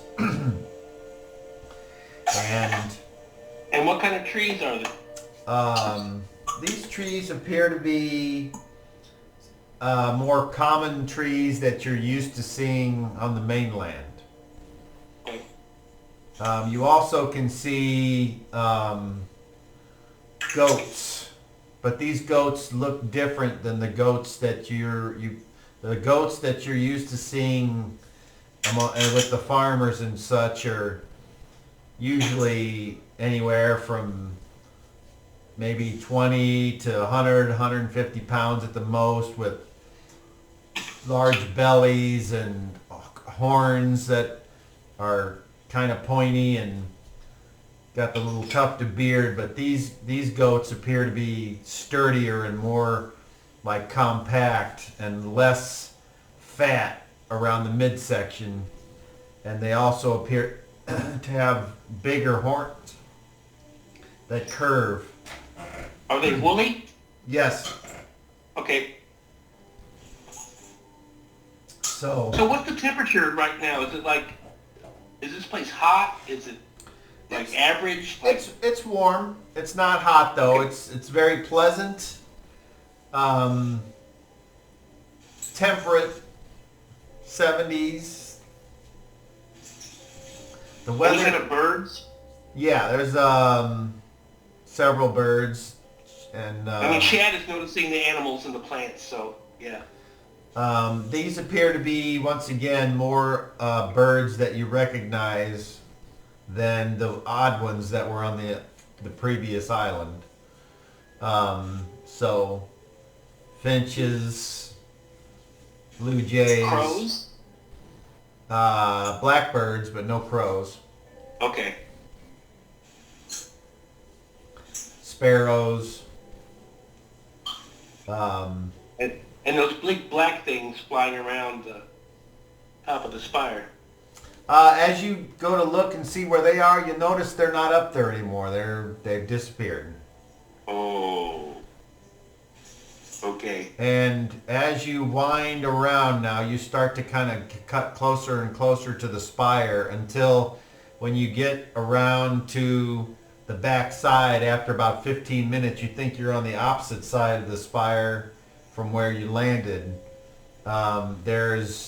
It ends in these two huge stone, like a McDonald's archway, but there's two stone doors that are closed that fit in the archway, and it's like 30 foot tall, 20 foot wide. These things are huge. They gotta weigh 10,000 pounds of solid, this gray rock.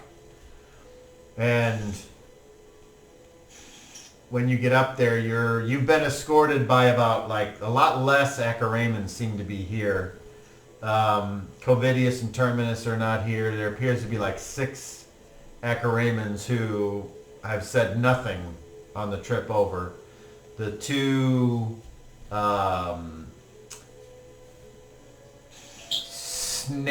we'll say snake-related individuals are leading the way with Faimez and Vanessa up in the front. Yes, Jason? Hang on. Guy will just, you said there's a lot less Acharamans. What's the biggest, like, unit of people he's seen? That he thinks he's seen? Ever? No, on this island. It's the biggest, you said there was a lot less of the Acharamans, so... Yeah, there's Are only they like there's just- only they're 6. just milling about? There's only 6 with you guys. I mean, the most you saw was on the boat, on the ship. Oh, wow. Okay, so there's not like companies of men roaming about. Not that right? you've seen, not until they decide to come out and fight. All right then. Okay. What about, okay.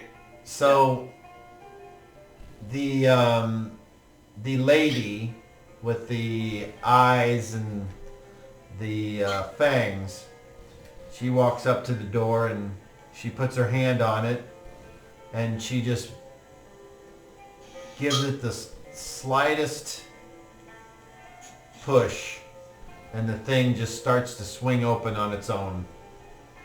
And Pykel, you are seeing something that you've seen on a much smaller scale, because dwarves are much smaller than a giant. So they're like dead. So, but you recognize that this stone door in the stone arch is incredibly precise and probably made through extreme expertise by someone or something. And the door swings open, just one of them, not both. And you're escorted inside, and on the inside of this spire, you see basically just an open floor plan. It's like, it appears to be about 100 feet to the opposite wall. There are braziers that are 20 foot in diameter, lighting the inside of this windowless stone tower. And when you look up, even if you have infravision, it only can go up so far, and then you can't see past the limits of your infravision. So the spire goes up farther than the 60 foot. So, like, we're looking at basically the interior of this thing straight up to the top, or we think so. Yeah, it's just shadows or darkness in the ceiling. So there's no other torches or anything? Okay, right on. I was going to ask how tall the ceiling was, but you told me. From out of the darkness, from the braziers and the shadows, out steps an 18 to 20 foot tall humanoid. It is wearing what appear to be hide boots, a loincloth sized appropriate with a belt around its waist, holding a huge wooden spiked club.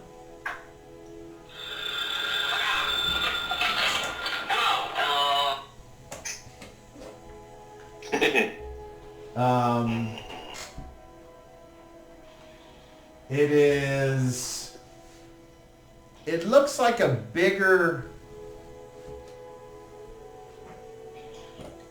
like the biggest, like you remember what Helios looked like. So imagine if Helios was bigger than that. That's what this giant looks like. So he's bigger than when Boris was giant sized. About that same size, actually. Okay. Yeah, you said about, yeah. I figured, yeah. He's got a heavy beard, but no mustache, so he's like a Amish looking. Like Shad. Like Shadrach. And he's got a nice pot belly going. What color It is 420. It is.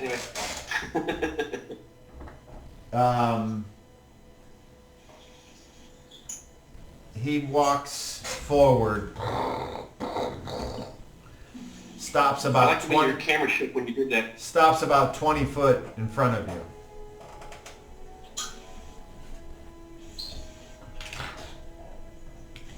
Oh, and Bart's not here. Damn. He reaches behind him and he pulls out a hunk of meat from somewhere, and it looks like the remains of one of the odd-looking goats that you saw outside of the spire. And... I was going to think you're going to say a human torso. Thank goodness. Oh, okay. Well, let's take a picture. This guy doesn't have a beard, but this figure doesn't have a beard, but the giant does. That is staring at you. Can you just fucking go to Messenger, please? Thank you. So I can take a picture. That's all you have to do. And send it. Come on, man. He does also the giant that is in this figure. It has broken. What do you call them? What do you call them? Anus? Cuffs, Ankles? I guess. Distended hump? And this giant does not Okay, what? appear to have been a prisoner at any point. Hang on, man. Let me look at this. Hang on. Cool, man. So just for God damn it. there's, Excuse me. there's Boris. Having a and technical issue. there's all the other. Oh, nice. It's, So he doesn't have the things on his wrist, is what you're saying? right. Okay. Yuck. Look at that belly. Yuck. Yeah, he's a fucktard, that's for sure. Yuck. Ugh. Okay. That yuck. And just kind Hope of this ain't the main guy. of arranging you all in random fashion here. Random. You That's can- what a Cheech and Chong movie. obviously So you I'll just leave it at can The pick. hair. The hair piece, I know. that. Yeah. Random. How about that?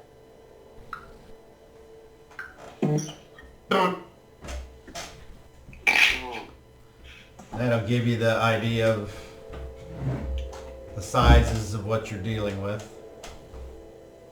You'd appreciate my job, Cobb. Whenever they send us a message on our screens, it's a quack. Yes, I would Like, why like did that. they pick a quack? 'Cause I would- every time I hear quack, it like makes me cringe.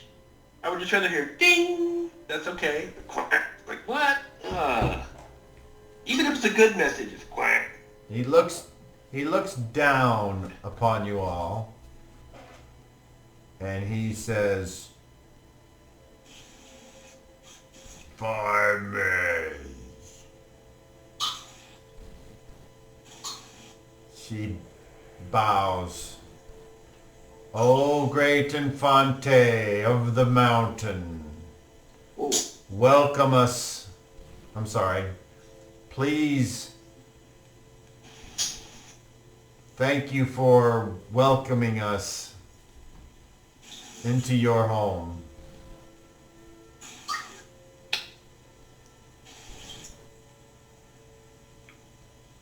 He then says,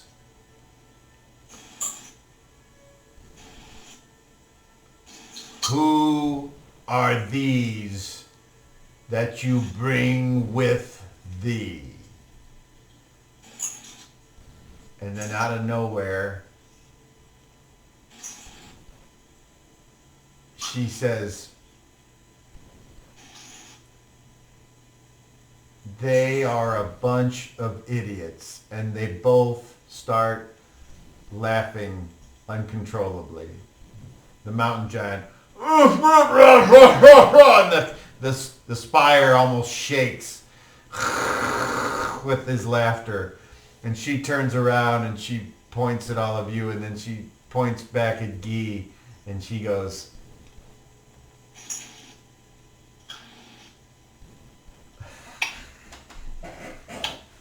and then Infante says, "Tell me another one. I love your funny jokes." And suddenly you realize why he might be Infante. And whoever had said something about babies might have been more correct than they realized. And I think it was Vanessa that had said that. yeah. It was me. Uh-oh. So,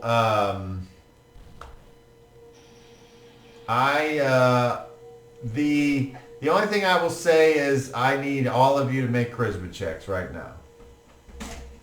And That's D20, right? I will call out for numbers, a D20 plus your charisma. So, Goddamn. let's start with Pyko.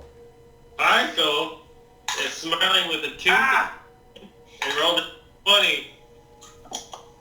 A natural 20, then explode it. Excellent. You won't believe this. All right, explode it Do it, baby. again. Do it.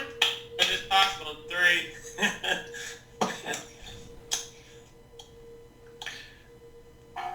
So now I did that, but You gonna explode it again? Come on. no, it's just a 3. Oh, okay. So 20 plus 20 makes 40, plus 3 makes 43, plus your charisma is what?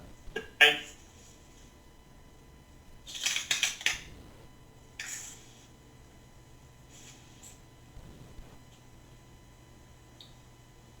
So 52, right? Yeah. 52. That's a mega jam. Okay, Vanessa? 8. Oh. 8? I rolled a 2. Oh my gosh. Okay. Oh boy. That's the worst I could do without miserably failing. Gee. 34. Oh, look at you go. I rolled a 19, yeah. I will roll. Almost a 20. I will roll for Bart. He got a 18. So that's a success. I mean, plus his charisma. Okay. Boris. 31. Ah, okay. And Shadrach. 20. Oh, so close. Okay. I rolled a 5. So, Infante waddles over on his tippy toes, flapping his arms. New friends. And he comes over and he picks up Faimez and says, "You smell terrible," and sets her down. And then comes over and looks at Shadrach. Then goes over to Boris. And goes over to Bart. Yay. Then goes to Pykel and he goes, "Look at the little guy!" And he goes to grab you and pick you up. Do you let him? Yeah. Alright, he picks you up and he holds you right in front of his face and he goes, "You're funny! Ah! I can fit you in my mouth! Ow!" Oh, no. And he puts you in his mouth and he's just standing there like this and he goes, "Where did he go?" Spit him out. And spits him out, and Pykel, you go doo-doo-doo and hit the ground. And unfortunately, you do take 3 points of damage as you hit the ground. And he goes, "I like him. He tastes like fuzz." And then It tastes like fun. fuzz. I'm going to write that one down. And then he comes over to Vanessa and he goes,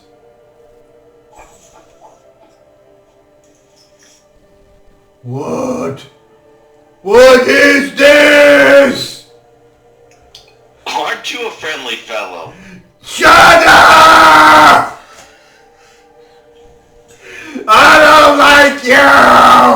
Ah! And he's not going to hit you, but he's doing like the exaggerated curly.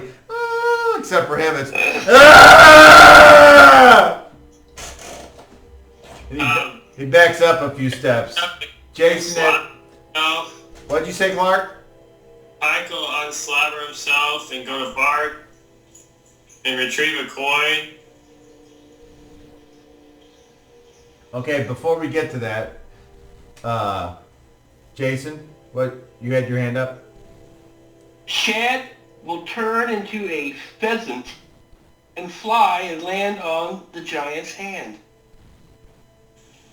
Not aggressively, just land there and flutter my wings, be colorful. Okay. Infante goes, hey! I took a chance. Roll a d10. See if you're surprised. I don't know if I kind of like expected him to do something. I rolled a 10. Okay, you're not surprised. What would you like to do before he tries to smack you? Smacks me? I'll fly away. I'll fly and I'll just fly and land on the floor. All right, so here's the way this works. Roll initiative. If you roll a 10 and he rolls a 1, he actually gets to try to swipe at you. And he rolled a 9. Okay, never mind. I rolled an 8. Okay. Okay. So you go flat, flat, flat, flat, flat. And technically he could take an attack of opportunity on you, but yeah, you failed to say, but you didn't do terrible, so he doesn't. He just is kind of like, yeah. Bird. Yeah, I was trying to distract him from Vanessa. So. All right. So before we get to Did you do anything to Guy? Guy had a pretty good charisma roll. No, he doesn't. So before, okay. Michael, you said that you wanted to go over to Bart and grab a coin. Well, let's stop there and we'll let Brad decide how he wants to work that. That's a good place to stop anyway. So, you guys have made it to the second of the Gargantos Islands, and you have met Infante, the mountain giant. I hope that you enjoy his infantile behavior. But anyway, that's it. That's why I turned into a bird to distract him. So he I picture Baby Man on Saturday Night Live. Oh, Beck Bennett, yeah. I hadn't thought of that, but okay, that's cool. That's what I'm picturing. All right. Look, Baby Giant is more dangerous than 5 ogres. I'll say that right now. Yeah. And right. Finez there to whisper in his ear, boo. Boo, sir. Boo. Yeah, she's becoming quite the heel in the act, isn't she? Mm. She puts butts in seats, though. Mm. You got to have a good heel, otherwise no one comes to the show. All right, fellas, any last words? All good? It's been all very enjoyable. Thank you. All righty then. If nothing changes, we'll see you a week from tonight. And then the 30th. And then we're gonna do that. We're gonna do Wednesday and the 30th. That's the same week. That's the plan, Cram. Excellent, excellent. I'm looking forward to it so much. I am Got it too. all planned out. I'm ready. All right. Thank you, Cobb. You're welcome. See you later. Love you, man. Love you too, brother. Thank you, Internet. We hope you had an enjoyable viewing. And if not, well, you'll have that right there.